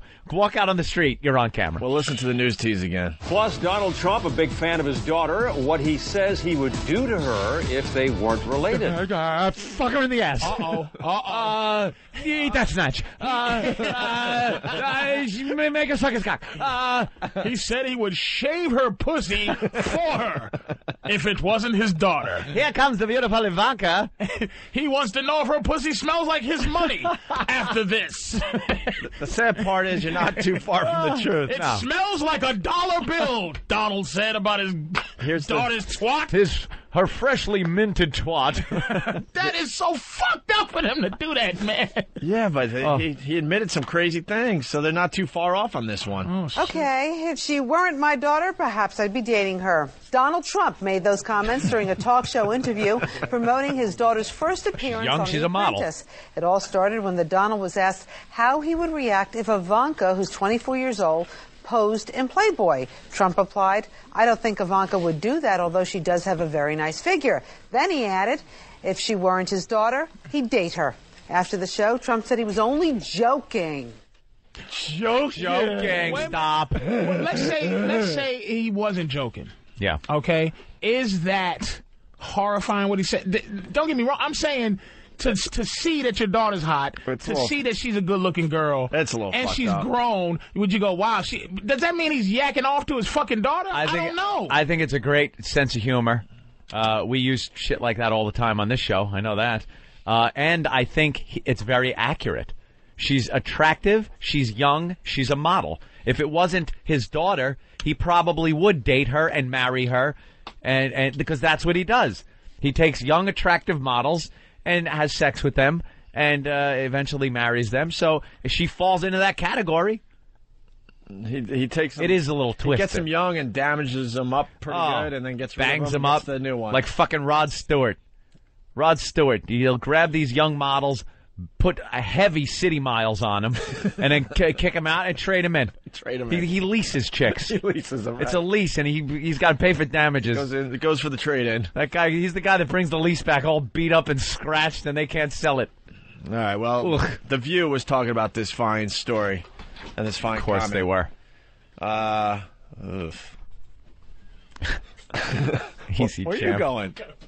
Patrice O'Neal's pissing. So, Donald, all right, I'm afraid to ask this question, but what would you do, Playboy put Ivanka on the cover of the... All right, so now we get to see if he was kidding or not. So I didn't know this happened on The View. The View. I thought they were just discussing the story. Yeah. So they were they had Donald Trump on. Of the magazine, and she had not... This is going to be an interesting answer. He doesn't even want you to have a drink. I know it. So. It would be really disappointing. Not really. But it would depend on what was inside the magazine. If she posed, it would be fine. But if they put her picture on... But it depends on what goes inside the magazine. Well, see, that's her gripe. That's this girl's gripe. And People assume there'll be nude photos. Right, you do assume that with Playboy. Okay, but if there weren't, you wouldn't have an issue with it then. If they were using her to... I don't think Ivanka would do that inside the magazine, although she does have a very nice figure. I've said that if Ivanka weren't my daughter, perhaps I'd be dating her. You know? Oh, it's so weird. Stop. You know what? You are sick.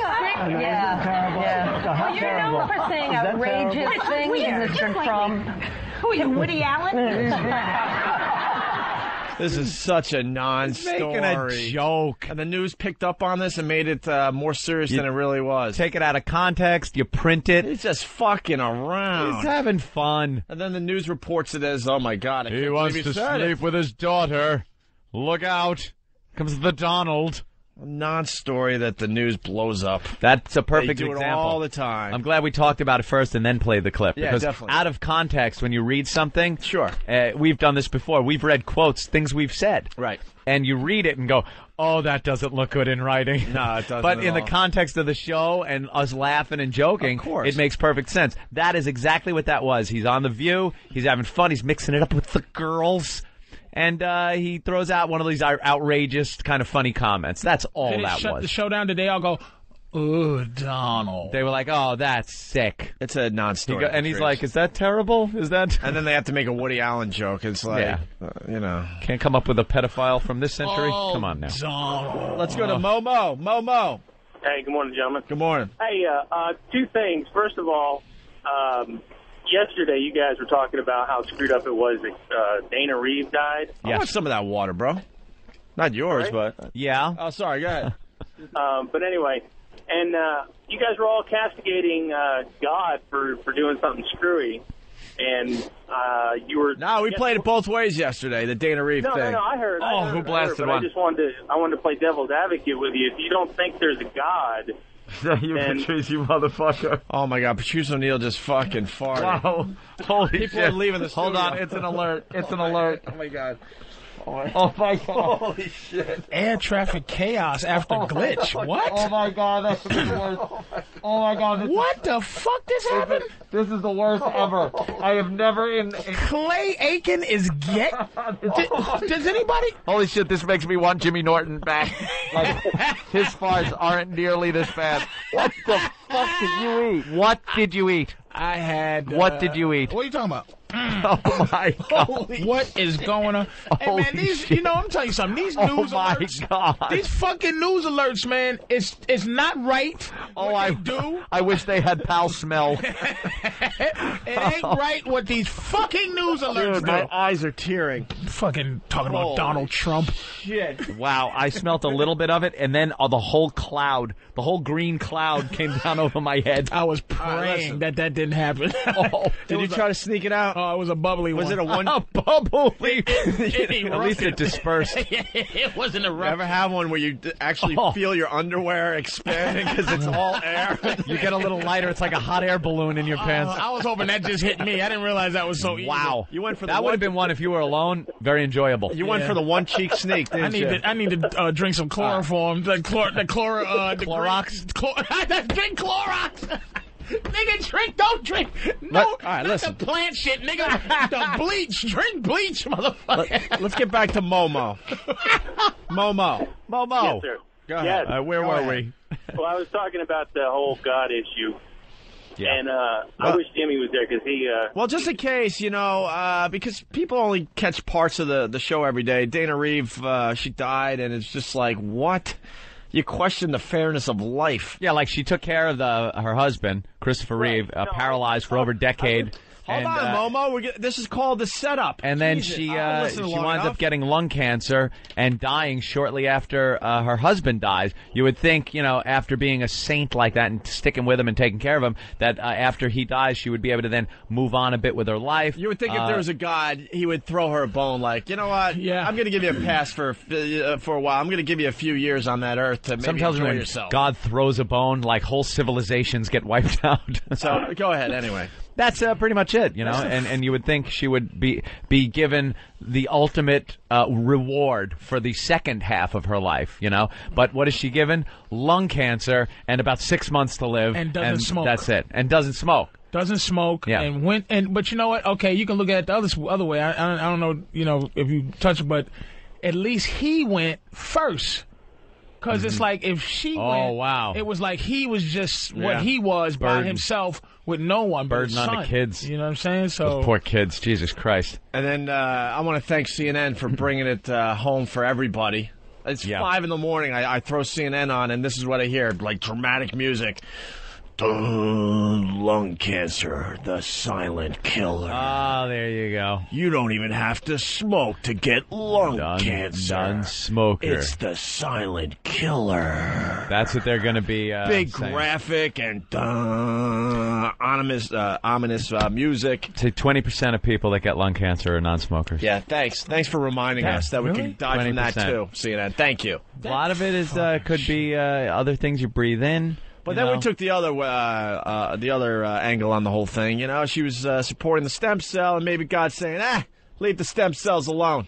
Why? Not too hip on the stem cells. That's what the religious right says. A lot of the religious right. They say God doesn't like stem cells. That's right. I have no idea why. Leave the stem cells alone. Oh, that's what a lot of the good old. I love religious the stem cells. I think the stem cells is right. I mean, anything we do is God put it here. It's like if you think God it's a resource. is the omnipotent, you don't think he knows that it possibly could have been stem cell research? Yeah. He didn't figure that. These people figured it out? They weren't supposed to ever figure that one out. Motherfuckers tapped into a part of their brain I did not open when I was opening this motherfucker. I didn't give them the cheat code to their own brain. Yeah, cheat codes. Motherfuckers. Yeah, it's like we figured out some cheat codes off of God. Oh, shit. These niggas figured out gravity? We got to get rid of them. That's a back door. What a brilliant way to look at it, Patrice. Cheat codes. They are such pompous asses. God knows if there is a God. If there is a God, he knows everything we're going to do, everything we were supposed to do. That's pretty much the way they spelt it out for us. We have our free will, but he's got to know what we're up to. Yeah, he knows we will be arguing about him. He knows everything about what. That's why I think God is not sitting around waiting for people to dance, disco dances for him, putting money in a bowl and go, Lordy, Lord, and the Jesus and the boo-boo. He just made Earth, and we're gonna demise at our own fucking time. Whatever. He's busy doing what he did. It's science. Science is science. You know what? We're unfolding it. Imagine how pompous we are to think that we're not just some project, some godly project, if there is this God. Like, think of something you did in second grade, a project you put together. I remember once I made a dinorama of the very nice. colonial United States. It had a little mirror for a lake. I had little pilgrim hat people cut out of construction paper, and you looked in, and you saw a scene from the colonists. You know what's so sad about what you just said? And this guy he didn't graduate high school. No.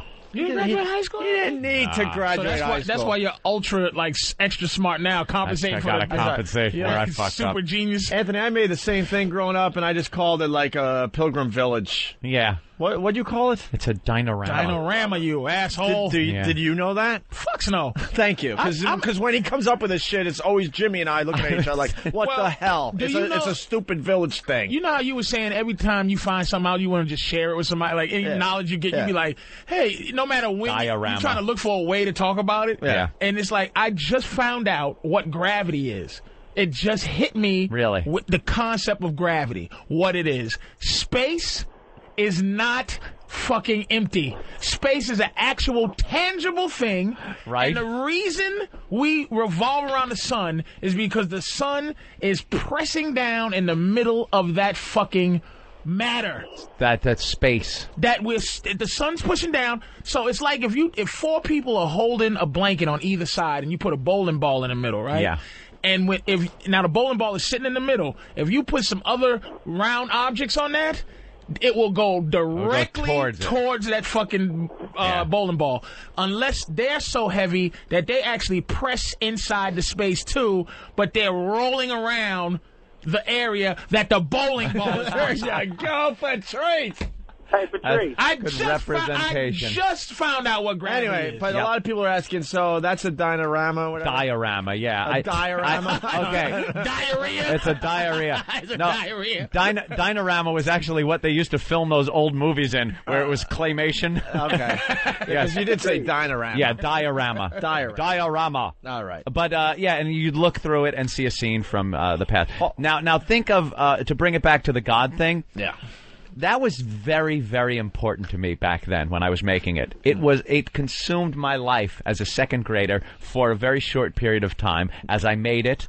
and as it was displayed. Right. And that was my project. Fast forward 50 years later. 50 years, fucking asshole.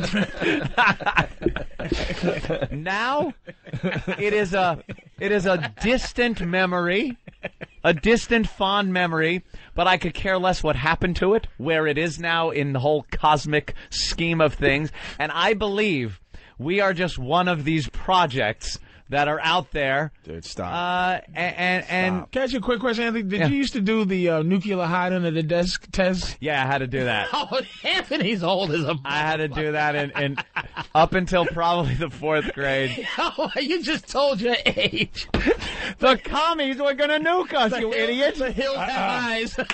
I got it. Listen to this. We all know the atomic bomb is very dangerous. Since it may be used against us, we must get ready for it, just as we are ready for many other dangers that are around us all the time. That's right. Fire is a danger. Negroes. It can burn whole buildings if someone is careless. But we are ready for fires. We have a fine fire department to put out the fire. Listen how they talk you have to fire the public. drills in your like school, children. so you know what to do. Automobiles can be dangerous, too. They sometimes cause bad accidents, but we are ready. We have safety rules that car drivers and people who are walking must obey. Now, we must be ready for a new danger, the atomic bomb. The atomic bomb. How do you get ready for the atomic bomb? First thing you do is light up a Lucky Strike cigarette and thank your lucky stars you're here in the good old United States of America, where we can defend our people against the dreaded Reds and their nuclear menace. With an ordinary school desk, you will save your life from a nuclear bomb. When you hear the alarm go off, saying that a nuclear bomb is en route to your town, USA, find a school desk and crawl underneath. Everybody gather at the schools and find a desk to crawl underneath. This will not save you. This will just make it easier for who's ever left in the government to clean up the dead knowing you're all in schools. That was their gag. Remember the fallout shelters? Remember that? You'd still see signs that say fallout shelter. Yeah. These were basements of buildings in major cities where people were supposed to go to escape the fallout from nuclear bomb, and then once it crosses over like a pleasant little snowstorm, you'd come out and go back to your life. 2 years later. 2 years later in a fucking apartment building basement with your neighbors. It's like you're really going to live. The planes, when planes go down and they say put your head between your lap, that's not to save your life. No.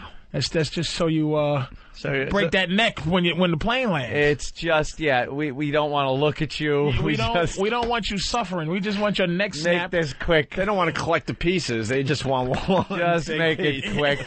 Yeah, stay in a lump. Hopefully you'll stay that way, strapped in your seat. If you sit up, there's going to be a head here. Right. We want you all strapped in a nice package for the cleanup people. They find your head and be like, oh, this nigga tried to have dignity and not he didn't fold up in a old pussy-ass ball like we told him to. They put everything in position and realized this idiot was trying for the overhead. His arm was raised up trying to get his fucking laptop. That nigga was in the bathroom.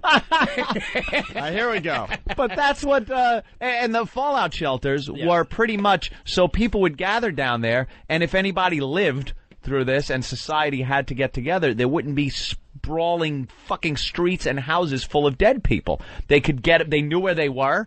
And they could either cover them over or drag them out, whatever it need be, but they didn't have to go house to house getting dead people. Well, that's all it was. We got more audio from the duck and cover era. Duck and cover.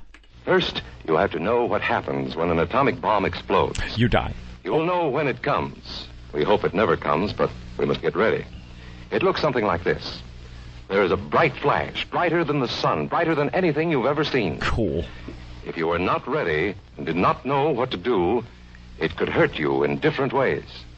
It could knock you down hard or throw you against a tree or a wall. That's it, huh? It is such a big explosion, it can smash in buildings and knock signboards over and break windows all over town. Signboards. But if you duck and cover, you will be much safer. the internet can go out. Duck and cover from the top. Duck and cover. How stupid were we? I like that. It could knock you over or push you into a tree. It's a bully. Right. It's a big bully. Hey, why I oughta. It's a nuclear fucking explosion, you idiot. It's not knocking you into the tree. It's frying you and the tree at the same time. Basically, you turn into a shadow. Yeah. For a split second, you're an ash until the blast blows that away, and you're left as nothingness. Nothingness. You are reduced to a molecular level. You are not pushed into a tree. You do always think that just covering your head is going to save you. Duck and cover. They're shooting. There you go. That's fighting the nuclear war. Duck and cover, Johnny. Well, here we go. More audio. Here are some older boys showing what to do if the flash comes when you are not in the classroom. Huh. This is what to do if you should be in a corridor. You duck and cover tight against the wall this way. Mm-hmm. Remember to keep your face and the back of your neck covered tightly. Try to fall away from windows or doors with glass in them. Then, if the glass breaks and flies through the air, it won't cut you. You might be eating your lunch when the flash comes. Duck and cover under the table. Hold up your drumstick. It'll if cook. The explosion makes anything in the room fall down, it can't fall on you. All right. This guy makes it sound like nothing, really. Well, if you duck and cover, everything will blow up around you. You'll sit there and be fine. Amazing. The bomb might explode when there are no grown-ups near. Paul and Patty know this, and they're always ready to take care of themselves. Here they are on their way to school on a beautiful spring day. But no matter where they go or what they do, they always try to remember what to do if the atom bomb explodes right then. It's a bomb. Duck and cover. Paul and Patty know what to do. Paul covered the back of his head so that he wouldn't be burned. And Patty covered herself with the coat she was carrying. That'll do it. They knew how to duck and cover. They acted right away when the flash came. If they had been at this doorway when the bomb flashed, Paul and Patty would have ducked and covered this way, like this girl. Heavy doorways are a good place to duck and cover. Sure they are. She will be safer, too. How did they get away with this? A coat. And this she was... covered herself in a coat. Do you realize when you see the flash, it's already too late? It is over, Johnny. If you don't see a flash... You need to have ESP. Dude, there were tests done in Nevada with very small nuclear weapons. They'd blow them up. People that didn't even see the flash were affected because back then the weather forecasting was a little off, and wind would blow and change direction and blow some of this fallout over towns and fuck these people up. I mean, leukemia and all kinds of horrific things. And that's people that were just... They didn't know what was going on. If you're close enough where you're seeing the flash... It is over. So over. And this is like, what, 65 or something like that? Yeah. Well, now this guy kind of sounds like the 50s. At least 10 years after the fucking they got the Japs, and it's like so they got film of the Japs. They knew what happened. Ducking in Nagasaki, and then afterwards, oh, good thing I ducked, brushing ash off them. Ducking the cover. Those motherfuckers got eyeballs growing. The grandkids got eyeballs growing in the back of their neck right now. Right. Voss is outside the studio. All right, we got another clip here. Here's Tony going to his Cub Scout meeting. Yeah. Tony knows the bomb can explode any time of the year, day or night. He is ready for it. Duck and cover. Atta boy, Tony. That flash means act fast. Yep. Tony knows that it helps to get to any kind of cover. This wall was close by, so that's where he ducked and covered. Tony knew what to do. Notice how he keeps from moving or from getting up and running? He stays down until he is sure the danger is over. Till the military comes and shoots him. The man helping Tony is a civil defense worker. Gets him out of his misery. His job is to help protect us when there is danger of the atomic bomb. Roger. We must obey the civil defense worker. And to the men in the suits from the movie Blob. Yeah. The white suits with... Yeah, till they show up. This was just some more of that false security crap. Yeah, this was absolutely false security, trying to make people think that if the Russians launched, we'd be okay. It's all right. Have faith in your government. They would have never reached, though. Everything's fine. Yeah, they had the bombers, though. They had the planes. There was no way. The closest thing we ever claimed to that, and that would have been dangerous, would have been that Cuban crisis. Well, that was pretty bad. In the 50s, though, I tell you something. In the 50s, the Russians had some big fucking bombers, and something would have gotten here. Fly over the North Pole, drop their bombs. Not even. You don't think? You don't think? Fucking way. No way. In the 50s, they would have been able to do that. No. They could have bombed Alaska. Who gives a fuck? I think they would have been able to make it. Absolutely not. There was never been there is not going to be a nuclear. There may be when them fucking Jews start shooting missiles at Iraq and Iran. For their other than that, nothing. We're surrounded unless they get into Canada, unless they sneak. We're fucking safe. I don't know about that. Oh man, that's scary. That's a scary thinking you got there, Patrice. The dirty Arabs, how the fuck are they going to get a nuclear bomb in this goddamn country? They got to sneak every piece in for the next 52 years to blow up a building. Who gives a fuck? There'll be another. We'll take over Canada by then and make it the new New York. Canada's already going to be New York. We need room. We need other places for people to live. We're going to take Montreal We're going to take Montreal. We had Montreal for a little bit. We had Montreal for like a week or two. I just see the biggest danger as being those friggin' old Soviet bloc countries that still have nuclear missile silos that go, well, how much you willing to pay for the missile, They're still doing Mr. Ahmad? They're doing that, but they're only trying to kill Israel. That's where the problem. Israel is nervous because that dude Mahmoud, whatever the fuck his name is in Iran, he's a problem. Yeah. He is a fucking problem. When you get guys like him and the North Korean guy, where America goes, that's our big thing is that we tell people what to do. But we just got to throw them money, and they seem to shut up. Fucking no way. Not this Mahmoud dude, and not that Kim Jong-Lee. Yeah. Let's get the last Duck and Cover clip in. Duck and Cover. This has a creepy song at the end. Oh. Yes, we must all get ready now, so we know how to save ourselves if the atomic bomb ever explodes near us. If you do not know just what to do, ask your teacher when this film is over. Discuss what you could do in different places if a bomb explodes. Older people will help us as they always do, but there might not be any grown-ups around when the bomb explodes. Then, you're on your own. How frightening is this? Remember what to do, friends. Now tell me right out loud. What are you supposed to do when you see the flash? Duck and cover. It'd be okay. Duck. Right? And cover. Duck.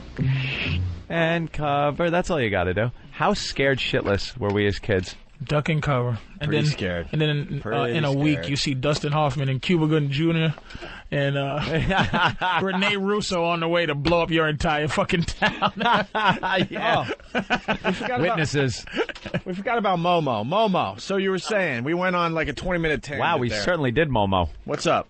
What I was trying to get at was, we always, we tend to blame God for the bad things in life, like, when Dana Reeve dies or, natural disasters or so on and so forth. But I'll posit this to you.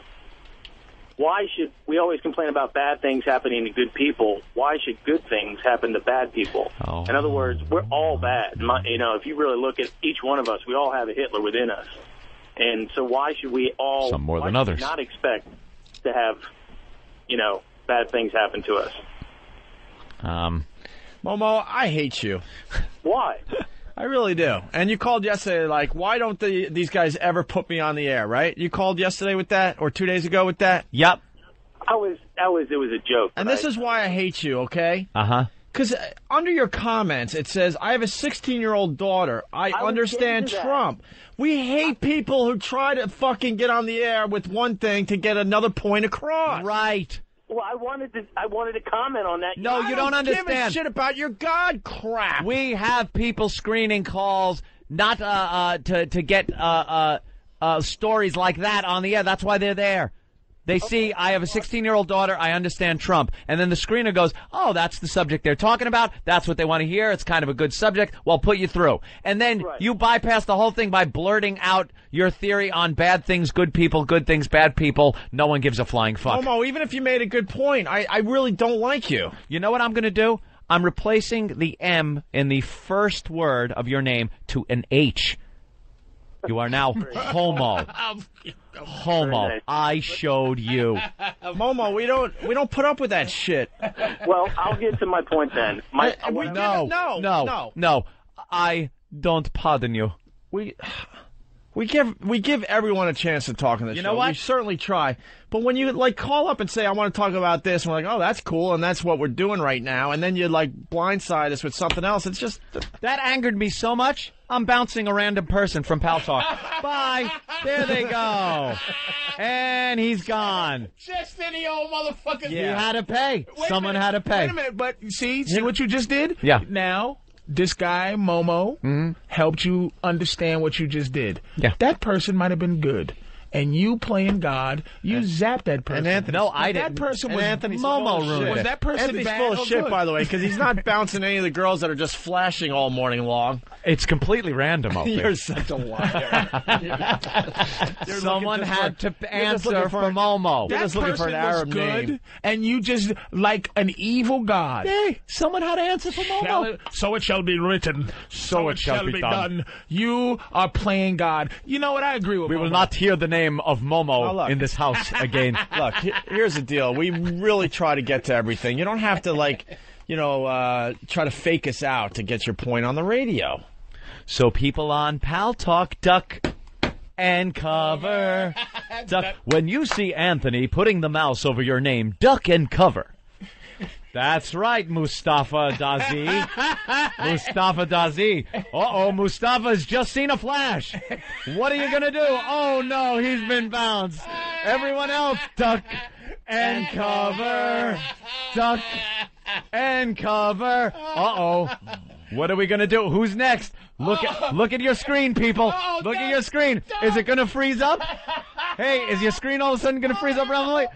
Oh, no, he just took a hit. Oh, no, duck and cover. Oh, no. People are just getting bounced from Pal Talk. You're twisted, man. When you see someone next to you get bounced, duck and cover. Oh, shit. All right, listen, why don't we take a break? We got Rich Voss here. I just bounced 3 people. Oh, my God. 3 innocent They can't souls. Get in for 24 hours. Bye. We got Rich Voss here, and we got Adrienne Frost here. She has a book called I Hate Other People's Kids. Oh, right. Well, that's something I can get behind. This could be really, really good. I hate children. And more with Patrice O'Neill as well. Of course. Are we back now? Yes, that's better. We had technical difficulties. Little equipment problem. I got an instant headache, by the way. I think I blew an eardrum. I'm not even kidding. After the U2 show at the Garden, my left ear is really fucked up. I got to go see a specialist. And what was that? I don't even know if they heard it in Radioland. The instant replay, the little sound effect machine that we got over here. You know. No, don't do it, please. Just making sounds. It's fine now. Oh, okay. It had to be rebooted because something happened where it was taking everything we were saying and wrapping it around and feeding it back, and that's what you heard was feedback. It was beyond feedback. Oh my God! It was one of the worst sounds I've ever heard in the headphones. The screechy thing. And Opie poured hot coffee in Voss's face. Yeah, it was unbelievable. That was some shit. I never seen nothing like that. He got up and punched Voss. I took my and threw hot coffee in fucking Voss's face. What's wrong with you? I took the headphones off and threw them at Voss by accident because I just had to get the headphones off my ears. That was the worst noise I've ever heard. Well, the feedback, I would blame it on the Jews. You know, I mean, you control the media, so we got to control the feedback. And we were going to talk about that Patrice O'Neill promo. He's doing his relationship show this Saturday from 8 to 10 p.m. on this channel, Eastern Time. And intern Bill came up with a very, very racist, stereotypical... I love that. I love how I sound like... it's horrible. It was like some kind of in living color character. Jesus. Yeah. And Patrice was just rolling his eyes and he was really pissed off. It just makes me sound like... Man, I am Dr. Baby. What was that about? But intern Bill thought it was funny and we were going to talk about it. Should we get Bill in here real fast? Intern Bill let you make smell things? Yeah. Bill has it all together. Hi. He's doing promo. Brother Weeze says hello. Hello to Brother Weeze. Yeah, love the Weeze. My mentor. Here's intern Bill real fast before we what were you thinking? Explain who you are. Basically, that promo was made to sound nothing like Patrice, and I actually wrote it as a white, nervous person. But once I found the person who voiced it, I said do a Patrice impression, and the person who voiced it had the least similar voice to yours. So I said, that's so inaccurate, I'm going to use you to do the voice. And it probably just came off that way as racist, but... Came off? It should be the Patrice and Rochester show. I like Bill the reluctant racist, like the autistic racist. Yeah, everybody's niggas and spicks. I don't know. Who voiced that? Eastside Dave. Oh, Eastside Dave. Right. But there you go. We didn't get what we wanted out of that, so we'll stop running that thing. You're welcome. We were looking for a little... good promo if you're going to buy pancake syrup. Jesus. I heard the feedback, Opie, before you, and I ducked and covered, so I ended up fine. So you all right? Yeah, you got hit with the blast. You weren't listening. Hey, could someone tape 10 weeks to better sex? That's got to just be a blast to listen to. That's how long it takes? 10 weeks to better sex. Really? All right, let's say hi to Adrian Frost. Good morning. Sorry. Hi. It's all good. We had a little problem there. I think everything's okay. Yeah, a couple of glitches, as they call it. You wrote a book business. that's right down Anthony's alley, as they say. I hate other people's kids. There we go. I read some excerpts, and I couldn't agree more. I can't stand other people's children. They are inconveniences to me and my good time, my nights out, my times flying on an airplane, in movie theaters. Any situation when I leave the house, someone's child can completely screw it up for me. Shopping. On the subway. It doesn't matter where it is. Restaurant. Yeah. And it's not even so much that it's happening, because I can even, through my anger, understand that. It is the complete lack of understanding on the part of the parent to remedy this problem, because they think their little angel is everyone's little bundle of joy. But after a certain point, kids are also completely responsible for their behavior. After, I think, around the age of 4, it's like Pavlov's dogs. They know what they're doing. Yeah. They know how to get what they want. At 5, they have to be responsible. I mean, to what extent do they get have to a be job and start contributing? They can send a canary down in the mines now to see if it's safe. Yeah. And after that, just take a horde of them. Let them go down in there. We need to bring back the child kids? workforce, I think, in this country. I mean, it's doing great in other countries. Sew. Oh, they can make shoes, dresses. I like the way you think. Mining for diamonds. Put them to work. And then they'll be so goddamn tired at night that we can go out and they're asleep. I was going to ask. Love you, Andrew. I was going to ask what age, because sometimes, as adults we have this guilt thing, but there have been kids where I don't look at the parents, I go, this kid is a fucking asshole. Like the kid himself. You don't like him as a person because they're not being cute. They know that they're being dicks. Yep. They're aware of they are being inherently evil. And then they grow up to have a relationship show on Saturdays. Last night on stage at Caroline's, this couple was just so awkward. I said to them, they were married. I go, look at you two are awful. You're perfect together. I go, do you have kids? And the lady, this is true, she goes, I have 2. But they're dead, so don't go there. On stage, they're dead. Whoa. I go, where are you from? And she goes, like the Delaware Valley. I go, well, a lot of kids die in that area. It's a tough area to have kids. But it brought the show to a dead She was halt. Serious. Yes. And I didn't know what to say. How about then saying, no, you don't have kids? Yes. Why would Jesus. That's it. You should have thrown him out like Patrice does. Patrice will just point at people and go, get out of my show. Your kid is dead. Get out. Get out. You're bringing the whole house down. Why are you here with dead kids? Get the fuck out of my show. How many kids do you have? Why are you bumming us all out? I don't have kids. I have cats. I'm not. Well, it's just kind of funny I don't want people to think I'm the fat lady on the couch eating Funyuns with a ton of cats. No, you're the fat lady in the radio studio. You're not the fat lady on the couch. But what I'm saying is, it's easy. No, at any time, feel free to goof on his tiny little tiny baby penises, hands. Yeah, his little baby hands. Yeah, but it's the tiny cocks. That's where it stems from, really. It's a tiny cock. I understand. His face is red, and there's a little bit of steam coming out. Listen, let me tell you something. Totally you would never have a chance to see this cock, okay? I don't care how many books you write, okay? Let me tell you something. You could write a book, I Love All the Jews. You'd never see this cock. I love all the Jews. Shut up and take it. Now, listen to me. You have no kids, so it's easy to trash. I hate other people. I have a better vantage point. It's the best. I have a Boss better. has 2 daughters. You don't have kids. I know he does. 13 and 15. Better if you don't have kids. He's got a tween. Then you have a better understanding of what it's like. People don't like Ross's kids. Yeah, oh, please. But you know my fucking kids are cool. They'll fucking They're tell you probably right to your perfect. face. I'm sure that they're perfect. No, they're not. They're not perfect. I mean, thank God they never, fucking molested food like you did, and they're gonna grow up to be normal, nice kids. I've known Voss's kids since at least I think the youngest one was 6 or something. She's an ass. Like she's aware that she's an ass. Like she's so. Your youngest daughter, it's not like, I'm a little teapot, Yeah. blah, blah. No, she's fucking... She does impressions of Chinese people and Arabs. Wow. Well, that comes from, from Daddy. That comes from Daddy. First of all, it's, God bless you. I hope your book sells and whatever, okay. Maybe I'll even pass some out at the Stress Factory this weekend. But here's the thing. This bullshit? Shit. But to trash kids when you don't have them, of course, I know. Stop. This is a pamphlet. Wait, boss. You don't trash kids if you have kids, because then you understand how wonderful they are. It's like the people in the body snatchers that fell asleep next to the bean pod. The pods. That's what parents are. Yeah. All of a sudden, you're partying, you're having fun, you can go to the Bahamas at the drop of a hat if you want to. And the next thing you know, you're putting their picture on a tissue box. Yeah, the next thing you know, right. You fell asleep next to the pod, you wake up and go, it's the most wonderful thing ever. You know what? And you assume everyone fell asleep next to the pod. Everybody wants no, to see it. I didn't sleep next to the pod. I want a plain seat without a kid crying behind me. But you always, as a person with no kids, you always say, I'm not going to raise my child like this. I always look on a refrigerator at awful kid art, and I go, no, you just look at the refrigerator. My fucking kids that this stinks. Honey, look at a real picture of someone who has talent, and look at this fucking snide stick figure you drew. A 12-year-old kid in Cincinnati put his gum on a priceless oil painting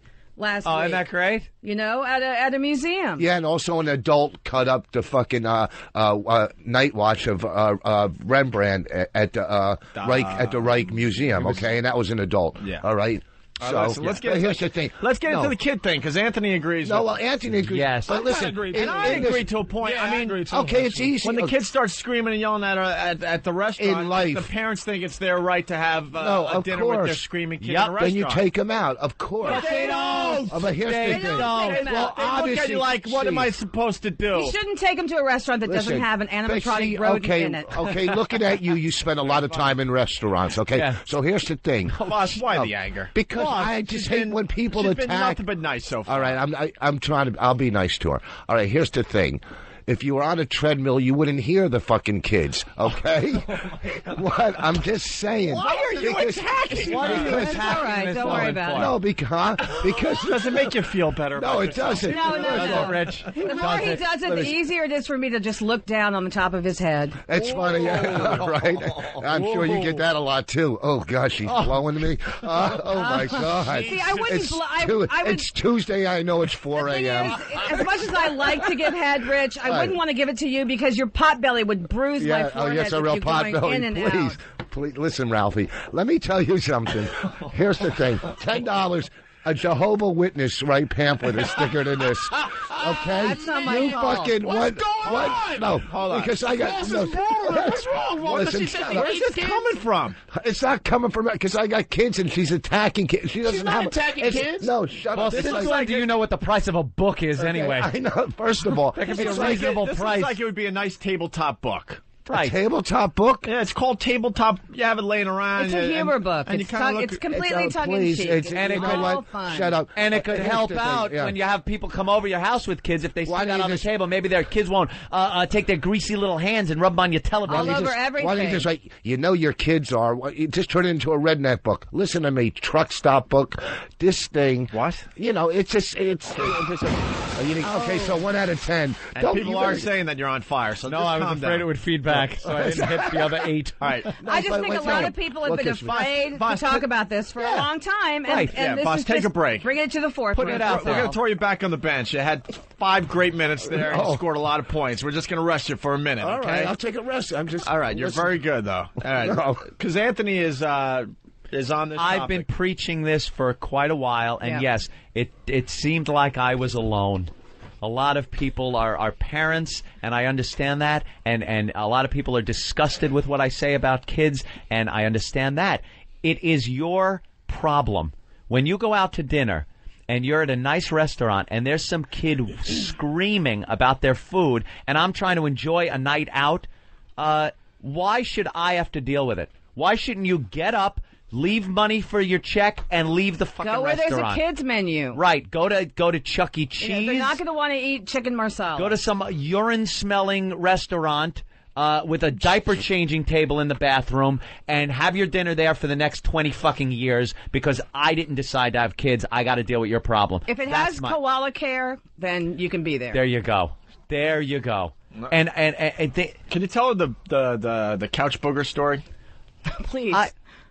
I'm in my house. I don't have kids. This I don't could be in want your next kids. book, by the way. Kids. Okay. I have a couch. You should take stories and make a book out I have a of it. couch, and relatives are over with young children.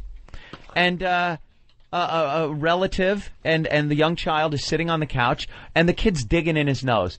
Digging in his nose. And then pulls out his finger and puts it in between the cushions of the couch. That's nice. And the father says, "What did you just do?" And the kid starts laughing. He goes, "Did you just pick your nose and wipe it on the couch?" And he goes, "Yeah." All right, well, find it. Now there's a kid searching for a booger. Now the booger's lost. Can't find the booger. Adorable. Isn't that the cutest thing? Adorable. Yeah, right. So now they leave. They're gone.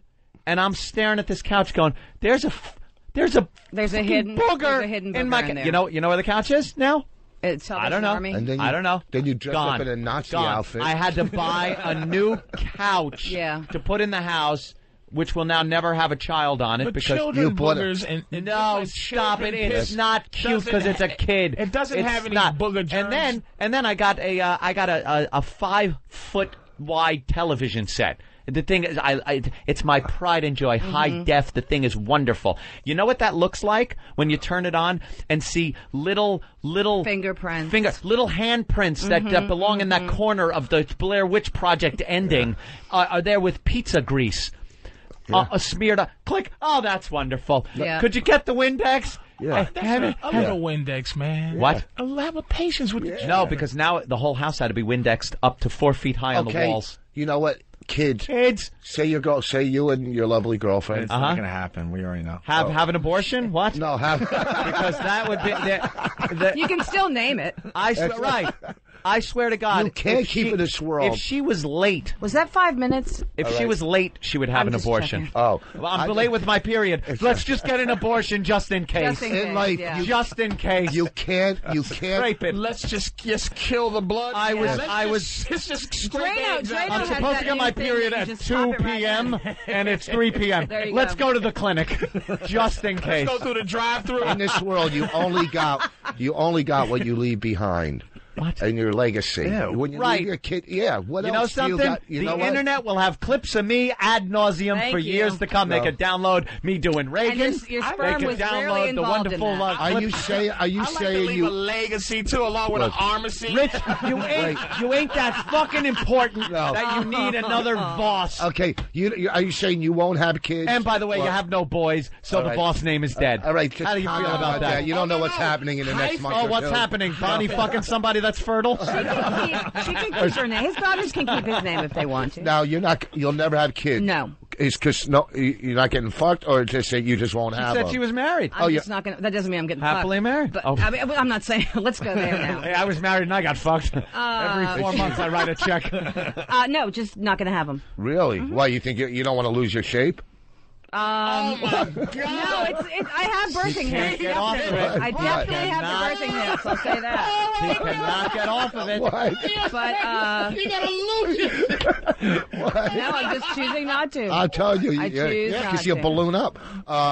I don't know. It makes no sense. A female's put on this earth to reproduce. Oh, that's okay. To reproduce. Okay. What else So then you need to start working on your daughters ASAP. Yeah, I think I Get right in there, Rick. They'll have kids.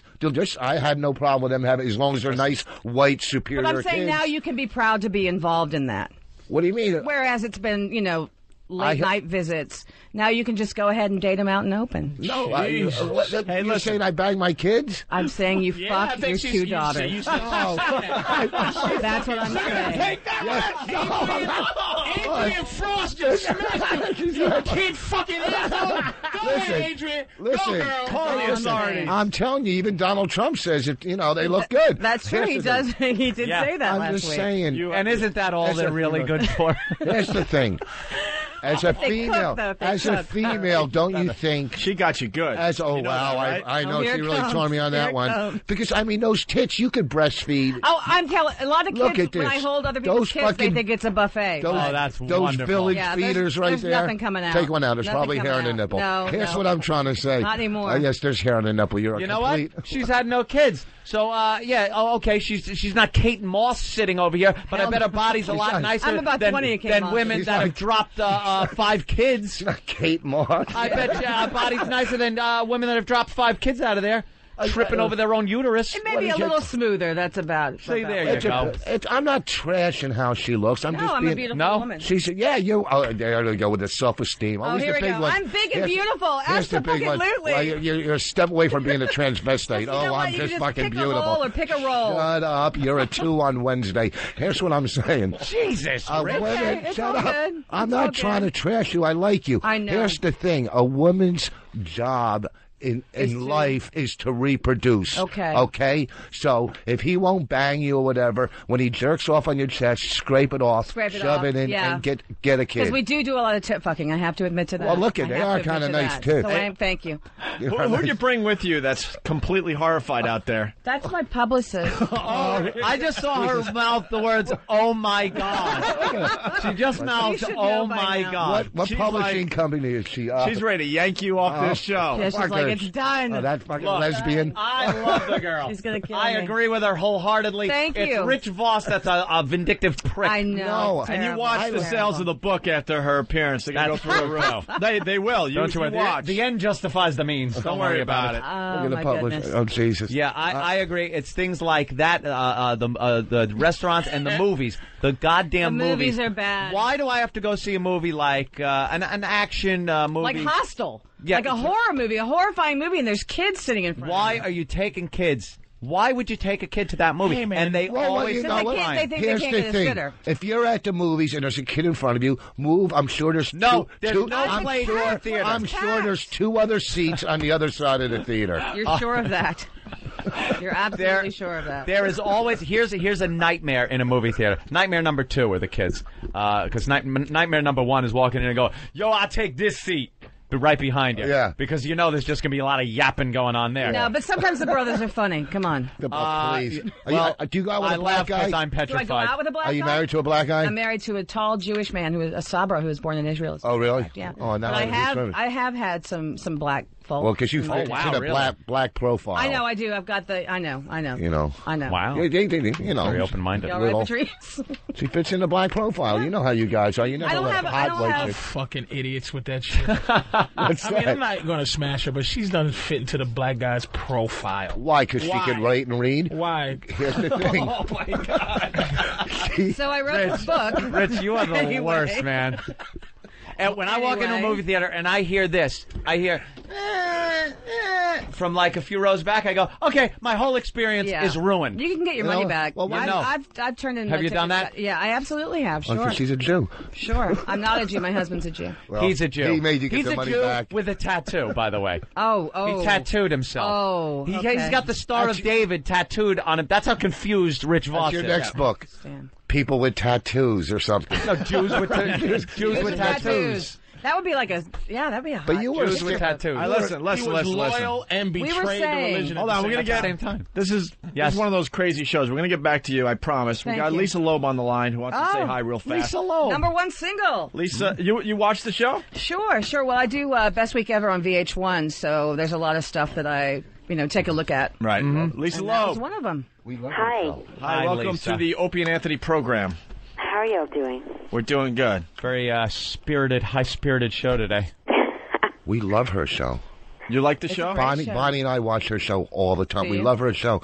When she went out with this guy, and he goes, don't slide across the seat of my car or something. Sit in. That guy was an asshole. Yeah, I watch the show every week too. It's a great show. She showed her hiney, which was just gorgeous. This is Rich Voss, last comic standing. Wow. It's a great show. You really like the show? I'm telling you, I hate the show. Why? I don't care. I like it. I really don't like this show. I do. And what's the problem? Well, explain the show, Rich, to everybody.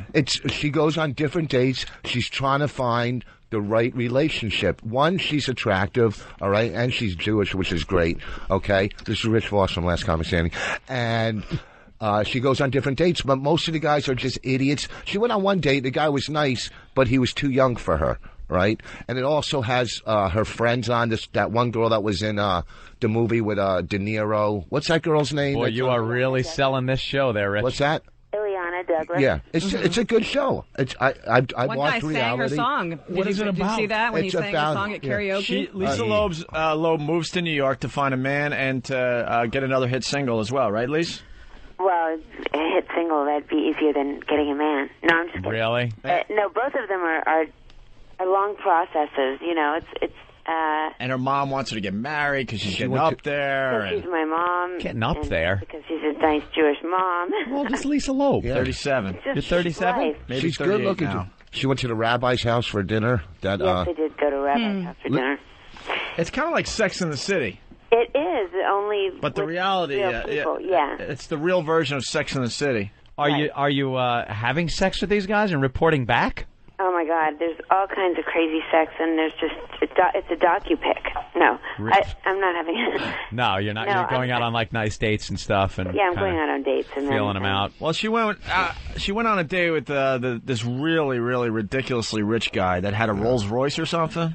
Yeah, he had a crazy car. A friend of mine wanted to set me up with him, and actually it was you might know Jay from Queer Eye.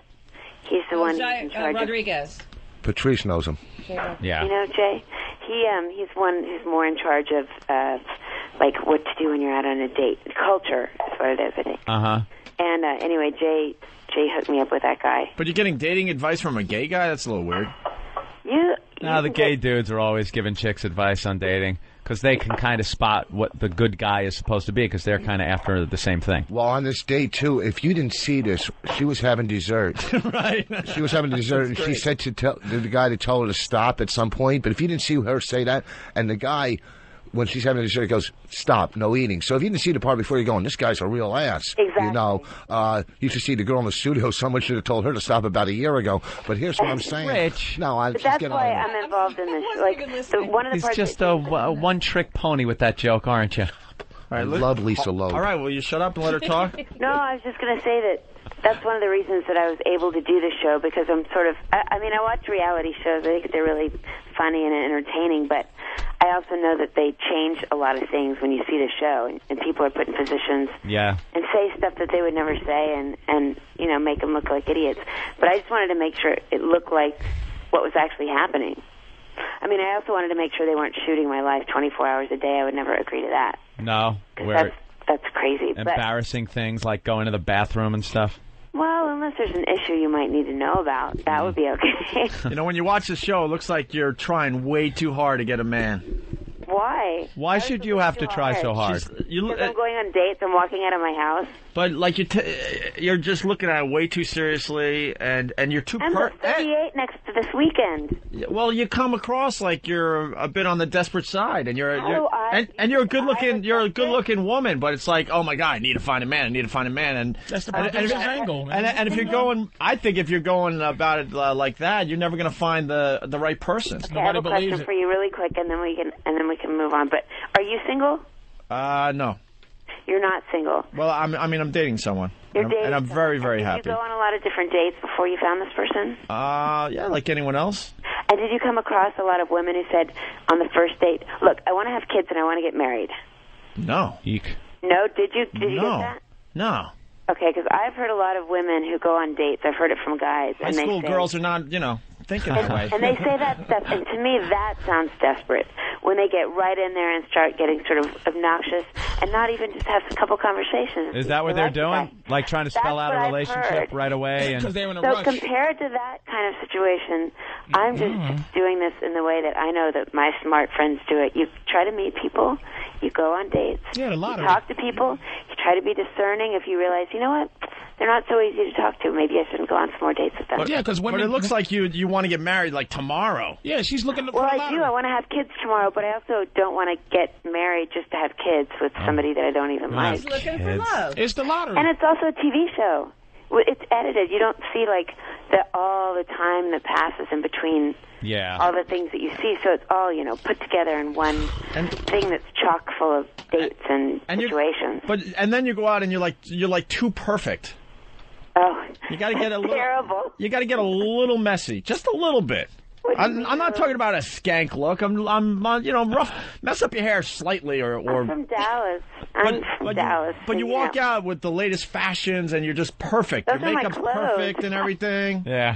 I shop at the Gap, but I love you. That's very nice. It looks like you wouldn't just hang out in like a bar and just throw back shots.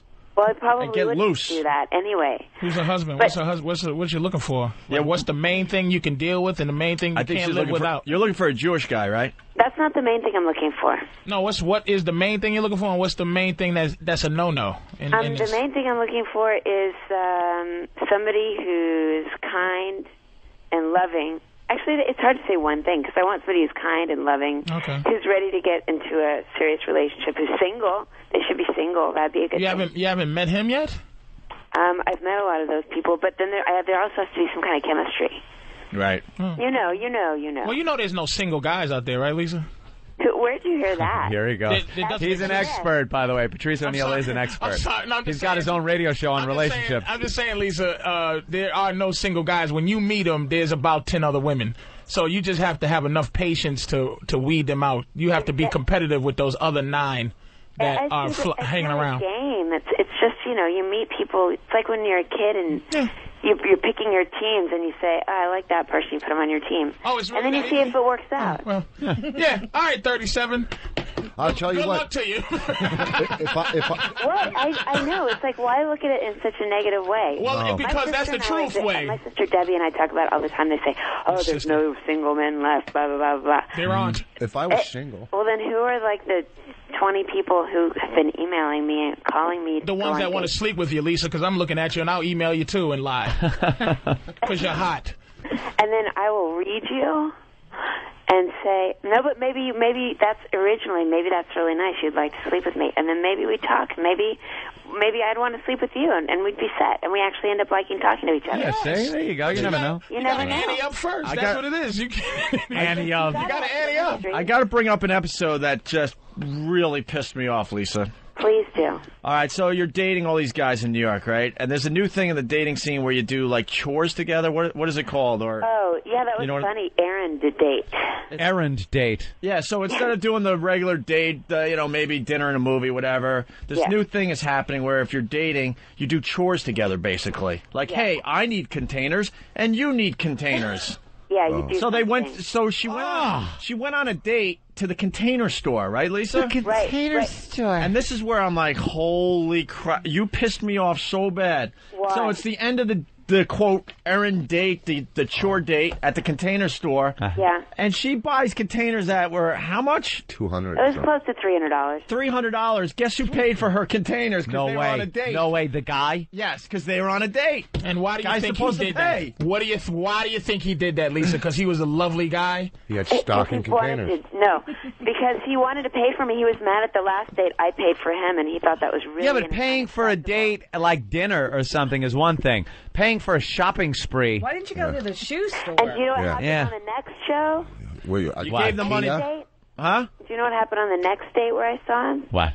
I told him that I thought he was a little young, even though I really liked him, and I gave him $300 in cash and said that was ridiculous that he had paid for my stuff. But I think someone got to her and said, ridiculous. look, I was talking to my friends because that's the thing. I don't know. I think someone got to you and said, you're looking really bad, man. You better give this money back. She had to get her money back because she bought her way out of possibly this guy going, hey, look, that's what women do. You buy them a drink, and if they think that, she has to give him his money or buy him a drink, thing too, because that's Right. like a ownership kind of thing. So he probably thought $300. $300. That was about how He much owns 37-year-old $300 Coochie's worth. Yeah, give me that. Lisa Loeb. Yeah, That's an prison interesting mentality. concept. But what my deal was that I'm an independent person. You know, I make a living, and I'm used to paying for whatever needs to be paid for. You know, Yeah.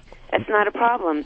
And I was doing a lot of things on dates as a person who's, and a lot of women will relate to this. People who have jobs, careers.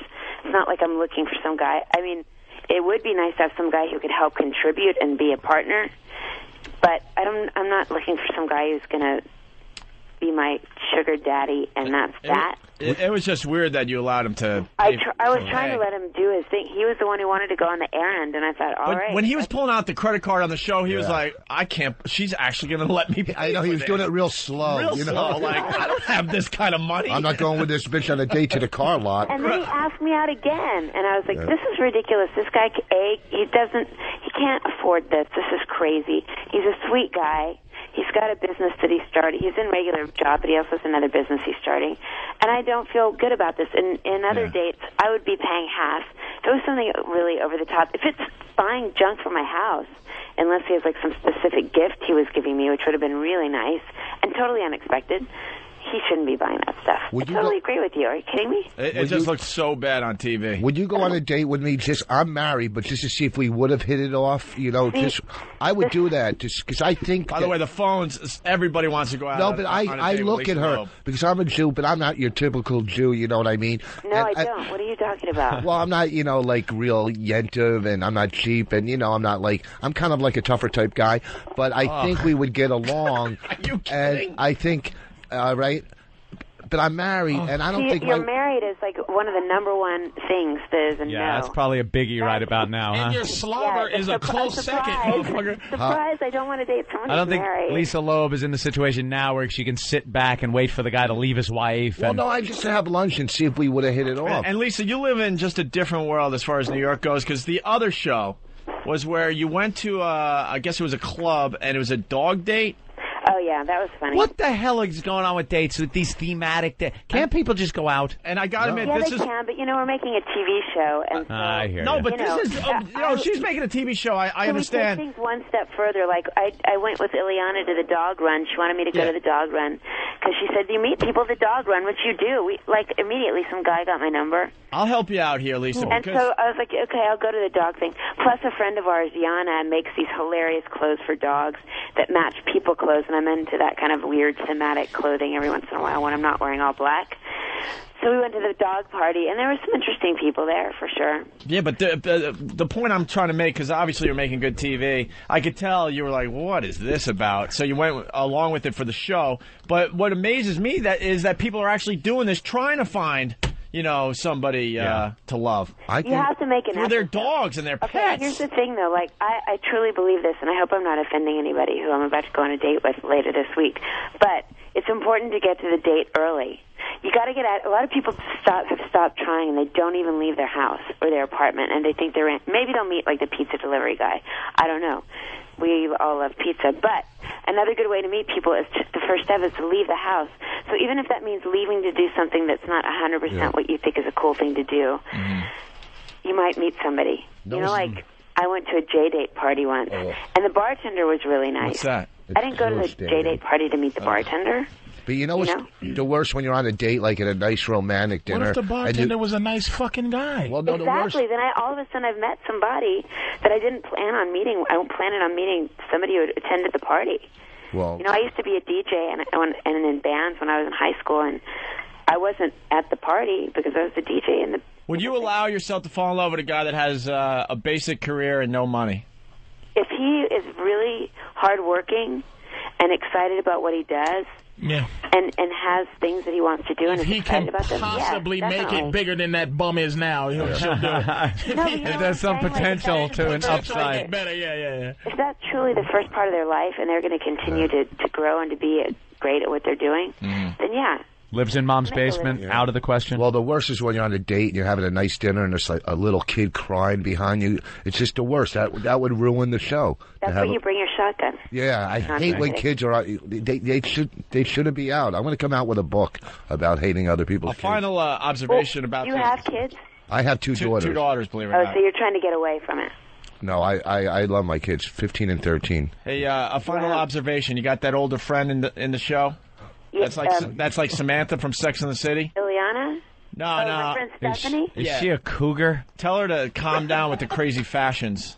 She's just got her thing. All of a sudden, she has a sundress on with a bow that's like 4 feet long. Yeah.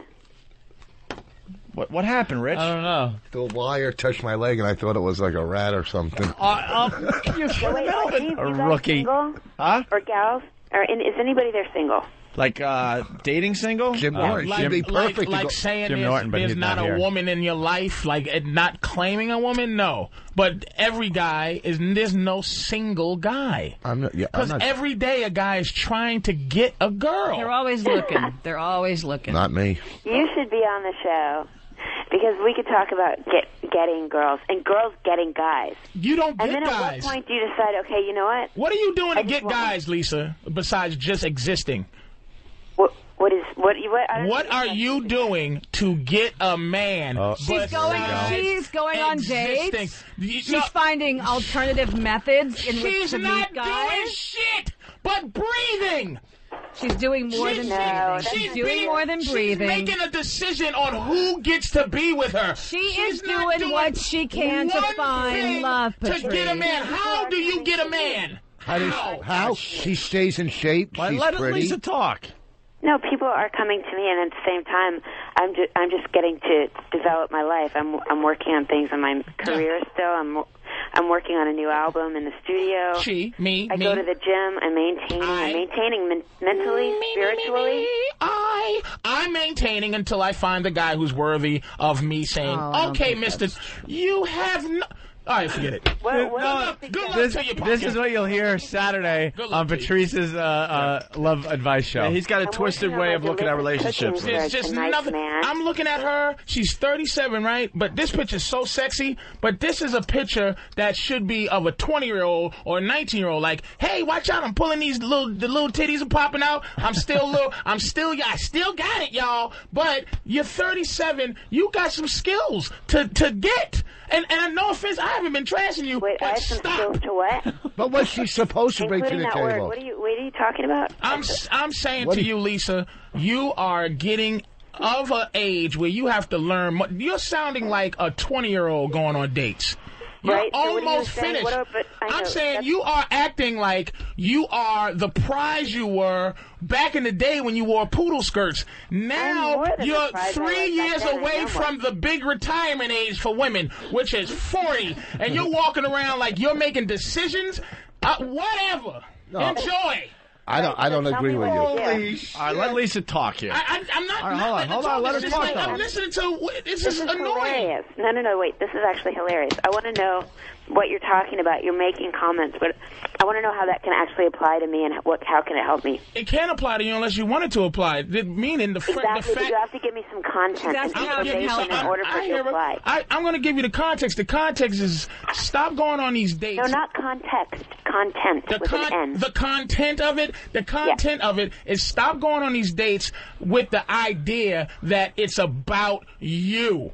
You're at an age now, it's about a guy. Right, so what does that mean exactly? Because that doesn't make any sense. It makes a perfect sense. And the fact that you're just denouncing it, saying it doesn't make sense, doesn't mean it doesn't make sense, Lisa. So explain to me, give me a scenario and say, this is how that date could have been more about the guy. Maybe make that decision that instead of, like we was talking about if a guy lived in a basement, okay? And how, instead of, this is what I'm saying, the difference between a man and a woman in this. When a man meets a woman who's a loser, men build that loser up until that girl is his woman. Now, if you go out and you meet a loser, see, you're trying to hit the lottery. You're trying to meet a winner and go, boing, I won. Right. But you're not trying to do anything to kind of create something for yourself. So you want me to change a man? Basically, most men say that is absolutely the wrong idea because men hate to be changed. You don't want to meet somebody and change them. That is the worst situation. No, think about it. Men bitch and moan more about anything than women who try to come in and change them. No, the ultimate relationship. I agree with her, actually. You notice people's flaws, and you notice people's upsides, and what's great, and what's strange, and you accept them. Well, here's and you appreciate them, and maybe there's a couple things here and there that you have suggestions for each other, but you want somebody who you can love as they are. A guy does not want you to come. But you just said you didn't love a guy as he is.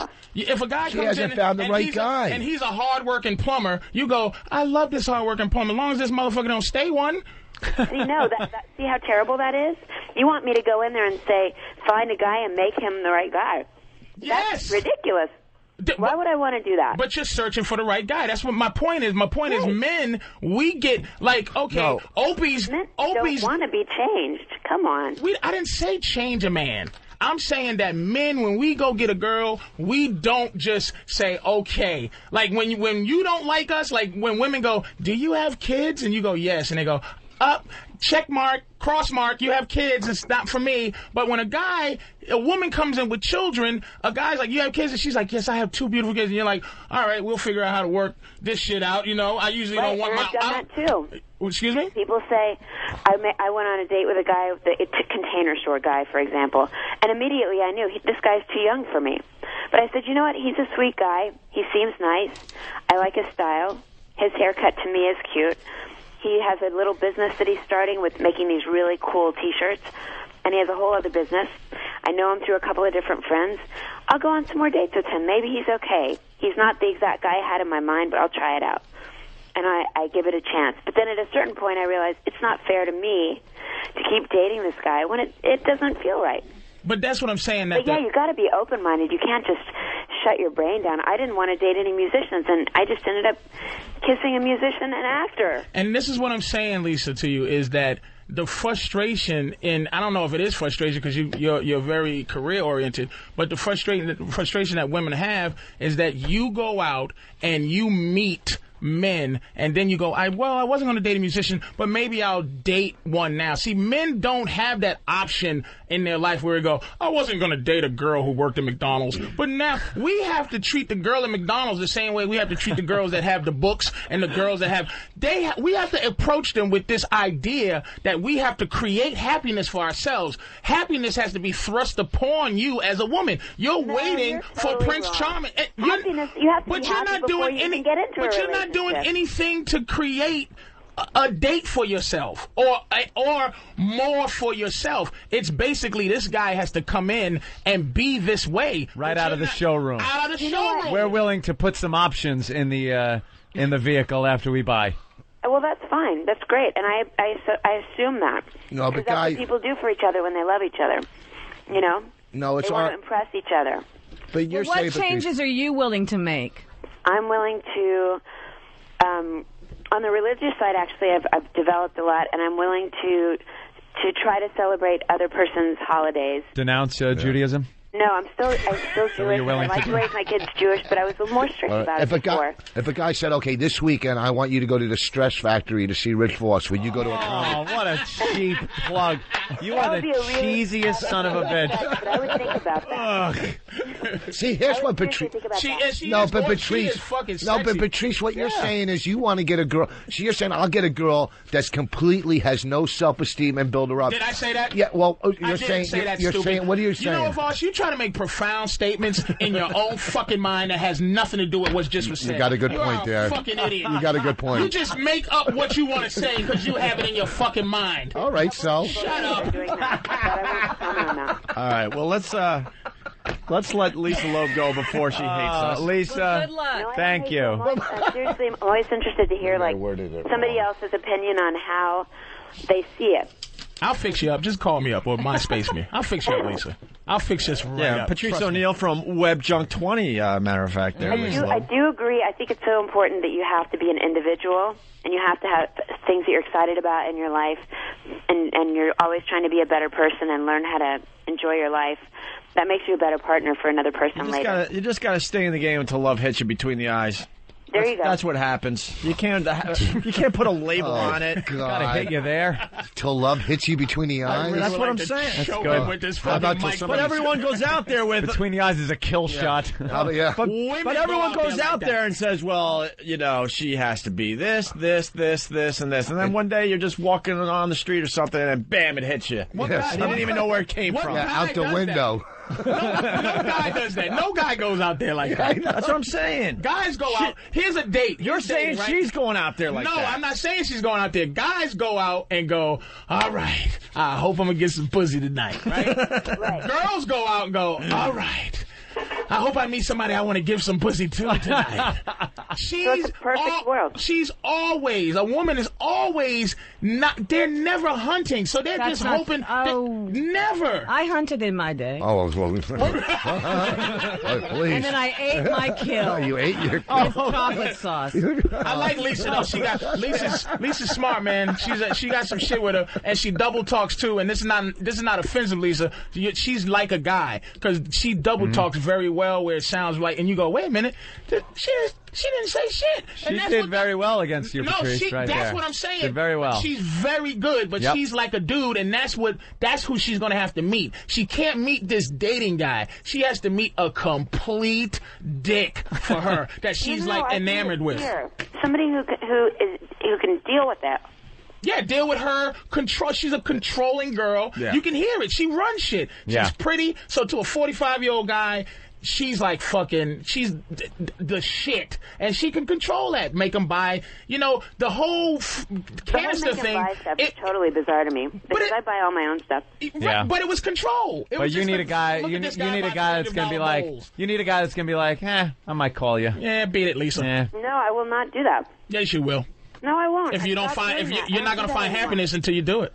I recently took someone out of my cell phone because I didn't want that anymore. Yeah, because you were scared because he did it for you, and you had a little twinge down between the thighs because you met a guy that had you actually thinking of him. Actually, and you erased his number. Actually, you don't call. There was an episode where the guy was on a cell phone the whole time. You liked him more because I think he wasn't giving you as much attention. He didn't give a shit about you. And then when I stopped and thought about it for a second, I'm like, are you kidding me? I'm not going to deal with this. But that was why at first you were more interested in him, I think. That's your fear of being the woman. That's your fear of nature, because that's your nature, is to be like, look at your man with that big blinky eyes. I love you. I love you, booby. And that's how you really want to be. You can't be Miss Tough #1 single and at the same time love a guy.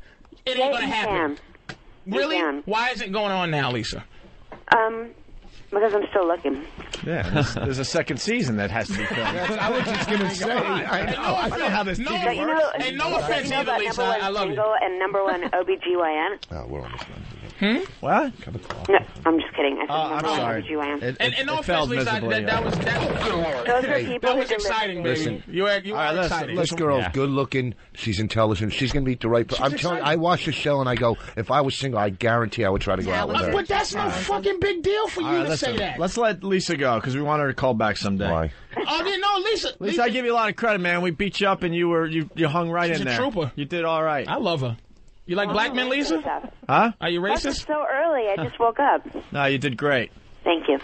All right. Thank you, Lisa. So we'll talk to y'all soon. This picture's delicious. It's on the E! channel. It's #1 single with Lisa Loeb.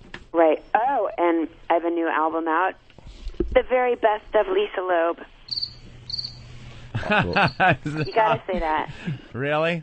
Yeah. All right, the very best of Lisa Loeb. What, does the song stay on there 18 times? Oh, Jesus Christ, Opie. It's a bunch of remixes. It is. What happened is every date on the show reinterpreted the song, and there you go. No, it's not. It's a bunch of other songs.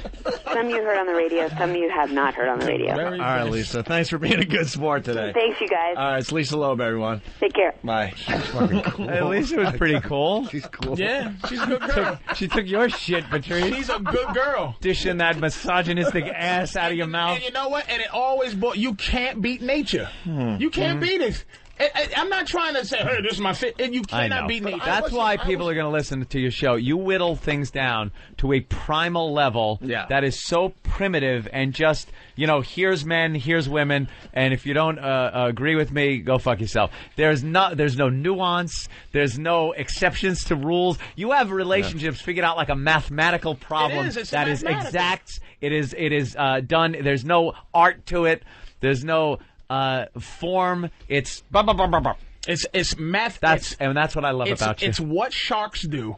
They swim, and if there's a baby floating, it eats it. Yeah. You can't go, oh, that shark, he should be taken for psychological evaluation. He is what he is. Maybe the shark's looking for something else in the foot. No, he's looking to eat. Is looking to eat. Right. This girl is like as sexy as she is, as smart and as quick as she is.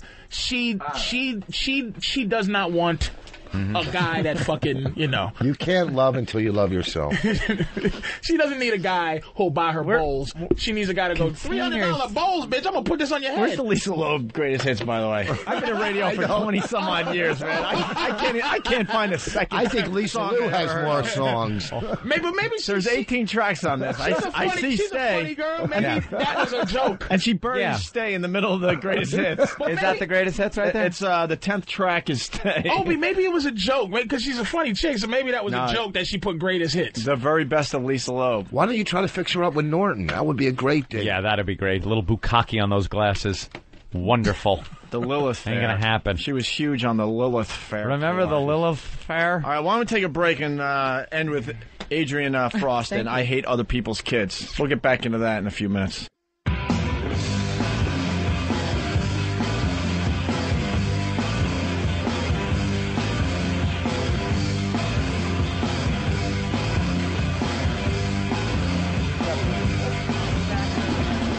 We got about 15 minutes left in the show, and then we'll pack it up. And then the Opie and Anthony lifestyle thing will continue on Pal Talk. Whatever everybody does afterwards. There you go. That was fun with Lisa Loeb. A lot of that shit, a lot of that stuff is also produced, obviously. It's a reality show. She admitted that. She's trying to make TV as well. It's one of those shows that just annoys me. I can't believe you actually like the show. I don't watch it because I like it. Opie watches shows that he hates. I watch shows to be annoyed. There's a new one. Annoyed. I don't know if I'm annoyed by it, but I can't stop watching. It's called Date My Mom on MTV. We got to get audio. Yeah. Oh, that's right. You do Best Week Ever, you have to watch all this stuff. I'm pretty much forced to TiVo and watch all I was trying to explain Date My Mom to Anthony. It's amazing. Yeah. And the writing. They're writing all the lines for the moms, the potential girlfriends. And Are the moms hot? And the guys... some are, but that's what's tricky.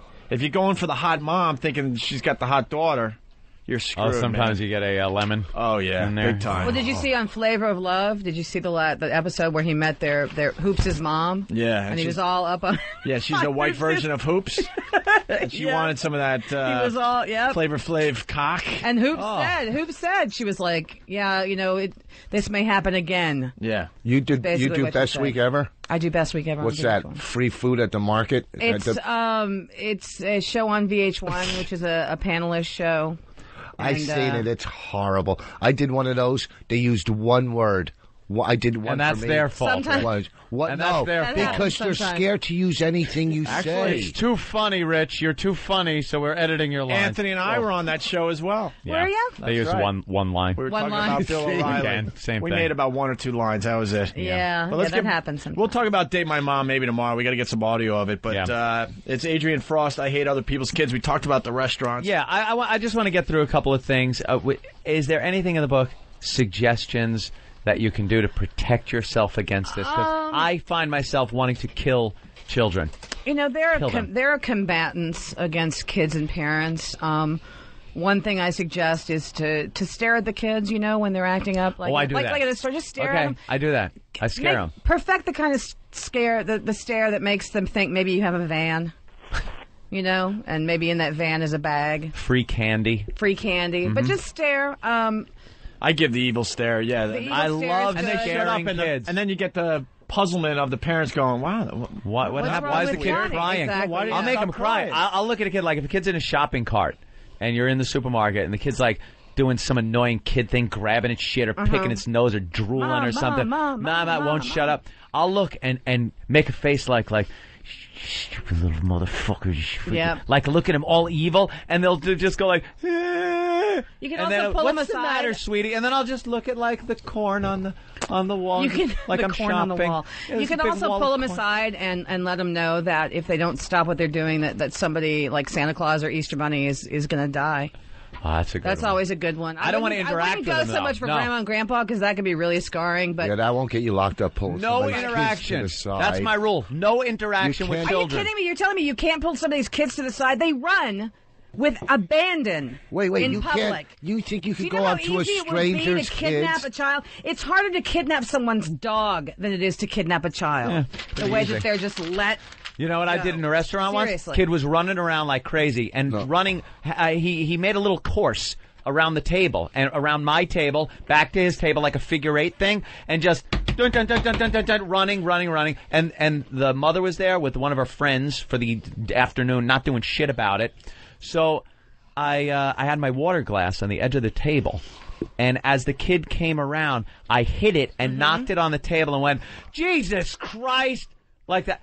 Like the kid blame knocked him. it, and the kid goes, "I didn't do it. I Who didn't." are they going to believe? Yeah, and I'm like I'm going to knock my own water on the off the thing. Yeah, maybe if he isn't running around, this wouldn't happen. And the kid got the swat on the ass, and I just looked at the kid and laughed. And the kid kept looking over at me, and I was just smiling and like laughing at him. That's what happens. It made me feel so good. It's I a was lesson hoping, learned. Hopefully he learned his lesson. Yeah. Whoa. So now that you've been on the show an hour, why don't you tell us what the book's about? I mean, you say sitting on a plane next to a kid is aggravating, but yes. Okay, but wait a When second. they're kicking, Is it also? when they're moving the trays up Yep. and down, and they're kicking, and you know when babies Ryan, for scream. Tell the Candy. first by the class way, story. Tell the first class story. No, I have. It's not aggravating. Dude, have you ever had a seat on a plane and you're sitting there and you're all comfortable, and then a big person sits down and their body just overlaps? Yeah, that's onto you? just as bad. That's just as bad. And, usually, and a lot of times they Okay. have to pay for 2 seats, but that's not what we're talking about. It's just aggravating. Anything can Tell be the first aggravating. class story, Anthony, with the candy. Yeah, in first class. First of all, I don't think children should be allowed in first class. There should be a rule: no children allowed in first class. It's first class. It's not class. We go in there, we're sitting, and this woman comes in with a kid, and the kid is screaming for candy. I want candy, I want candy, I want candy, I want candy, I want candy, I want candy, I want candy, I want candy. You know what you do at that point if you're a mother? Give Shove him so the much fucking candy in the candy. fucking kid's mouth. The whole flight. There's a Hershey. Just keep shoving it in. Did you threaten him with water? You don't try. Yeah, I'll spill it on you. He You knocked don't his water try. over. You don't try But she to teach obviously- a child a lesson at that point by going, no, it isn't candy time. No, it's not the time for it. No, you've been bad, so you don't. This no, is what we watch You for like appease your little fucking organism for the safety and sanctity of the rest of the aircraft. Or there should be an airlock chute where any passenger has the right to drop your child from 35,000 feet. They should just I have would their love own that. area. Like you have to put your Yeah. animals Hey, into there a you go. container, and things only shift slightly during takeoff. They tell you that when they're doing the instructions. Back of the plane. Just put them in Wait. a carrier right above. It'll be padded. It'll be air conditioned. They can have a water bottle like a hamster. You have a cat, right? You have a Very cat. good. Cats. You have 2 cats, and isn't it aggravating when cats come and they rub up on you? My cats don't do that. Do cats do it? Do a lot of cats do it? No, Do- some listen, cats do. Sure. So should I, every time a cat rubs, pick them up and heave them against the wall? Would that get you upset about if someone did that to your Cats cat? don't know better, and that's their instinct. Cats You don't don't know take better. our cats to the movies. We're not talking about 5-year-old 5-year-olds. knows better. Shut up. We're not talking about 5. You're talking about 2-year-olds on a plane that are crying. She doesn't take Or her cats on the plane or to the movies or to the restaurant. No, I don't. Okay, at someone's house, if a cat rubs up on you, it gets his hair on you, and you're allergic to Not it. my cats. Yeah, it's not because your cats are perfect. No, because but I put everybody them in the else's other kids. room. Because no, I put no. them in the other room, Listen, and I decant the house. No, please. If there's So shoe, people don't get But I gotta- listen, if but- the but shoe I gotta fits, go- eat it. How do Let you me want- tell you something. I got to go with Rich on this one, though, What? against you for a second.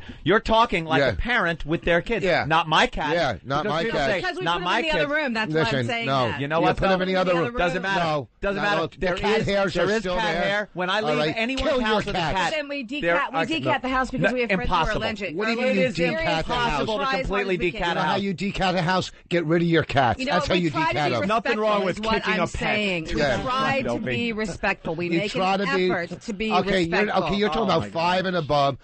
But you do know when you go to her house what you're expecting. If I go to a house with a child, for another thing, if I go to a house with a child, candy wrappers all over the floor. I can't get mad. I can be mad, but I can't really you're voice entering it. their environment. That's their domain. Keep your kids locked in this house. I'm fine with it. It's when I'm out and about. There's a part in the book that caught my interest. Okay. It's titled, Guess What Blank Did? Yeah, and I say, unless it's cured cancer, I don't give a shit. Bravo. Everyone's got a story how I genius their kids care. are. Guess what little Johnny did today? Died, I hope. Exactly. It's like, you know what he did? He popped his own top on the Coke can. Big fucking deal. Ooh, motor skills. Oh, wow. Wonderful. That's great.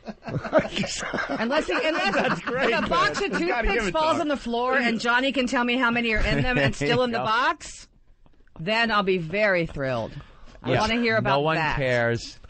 No one cares. Wow, you're telling me he did something he's supposed to do. That's right? wonderful. That's when he pooped. I pooped. I did too. Ooh, and in my pants sometimes if I'm drunk. Do we want to applaud that? Jesus. Do you roofie yourself so your husband will fuck you? Yes. Holy shit. Rich just can't leave it alone, man. And the worst part is that my first instinct was just to answer honestly. And I said yes. Yeah. Damn it. Damn it. Jesus. I want to cover that up. Roofie yourself. Got me again. I do it when I masturbate, for God's sake. Do you do? Now, you're not having kids because you hate kids, or you can't have kids? Or? I can't have kids. You can't. The truth is that I can't. Oh, that's sad. Now, thank you for bringing the show. No, it's pathetic, right? Now, thank you for bringing the show to a dead halt. That's now you it. can't have kids. Now you brought the whole show down. But that's you're going, oh, okay, all right. Oh, You know what? ouch. Terrific. But see what?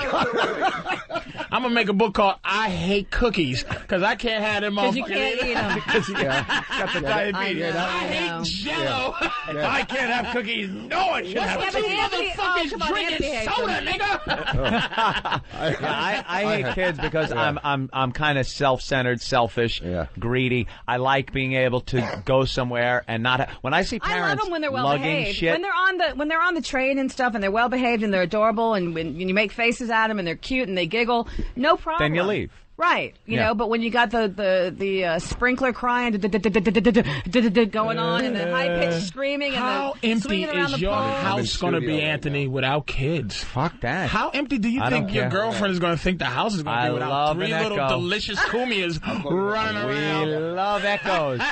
We love an echo. And if the room's too quiet, there's plenty of walls for another plasma television set instead of a fucking crib or a baby thing or a college fund or anything else I gotta save for. When I want a goddamn Jaguar in the garage, I get a Jaguar in the garage because it doesn't have to be a goddamn college for a goddamn kid. When your girl peeks out the window and sees the other kids and they were playing and she gets that longing look, she's not gonna say shit because she knows how much you hate kids, but she's gonna peek out. She'll be like, Daddy, why can't I ride a bike? And he's gonna say, because you can't have one. I'm with Patrice because I gotta tell you, 12 cylinders. Hold on. I'm in love with my car. He reminded me of something. You know, my house where I grew up for forever. I'm one of 7 kids, so our house had all the activity, right? And we lived next door to a couple that didn't want to have kids, and it made sense when they were young and stuff. But we were in this house for well over 20 some odd years, and they were our neighbors for 20 some odd years.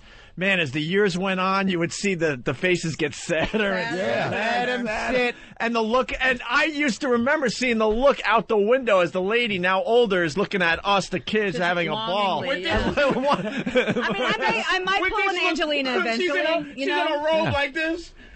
Just out looking and drinking coffee, drinking her tea, and you're drinking like, her Mrs. Johnson, Irish coffee, drinking her herbal tea. and she slowly walks in and closes her balcony or 2 doors behind her. Why is she there then? Why isn't she then on a goddamn sailboat in the Mediterranean drinking her coffee there? Get the fuck out of your kidless house and go have fun. There's a whole globe. Be asking that when your girl says she want to drop a few, Andy. Watch what happens to Andy. on, Patrice. Listen, all I'm saying is I can relate to what Patrice was saying because I watched it for many years slowly turn. The sad part. And then they end up Right. moving somewhere. Get out. Let me tell you something. You're going to wake up at like 4 in the morning like, baby, what are you doing? She's like, no, go back to sleep. That's when she sneaks in to the sneaky window in the back and peeks at all the families. And you got this big ass, hello. You know what's it's right next door to us? You know what's the house right next door? I noticed outside is a big, in the backyard, a big trampoline.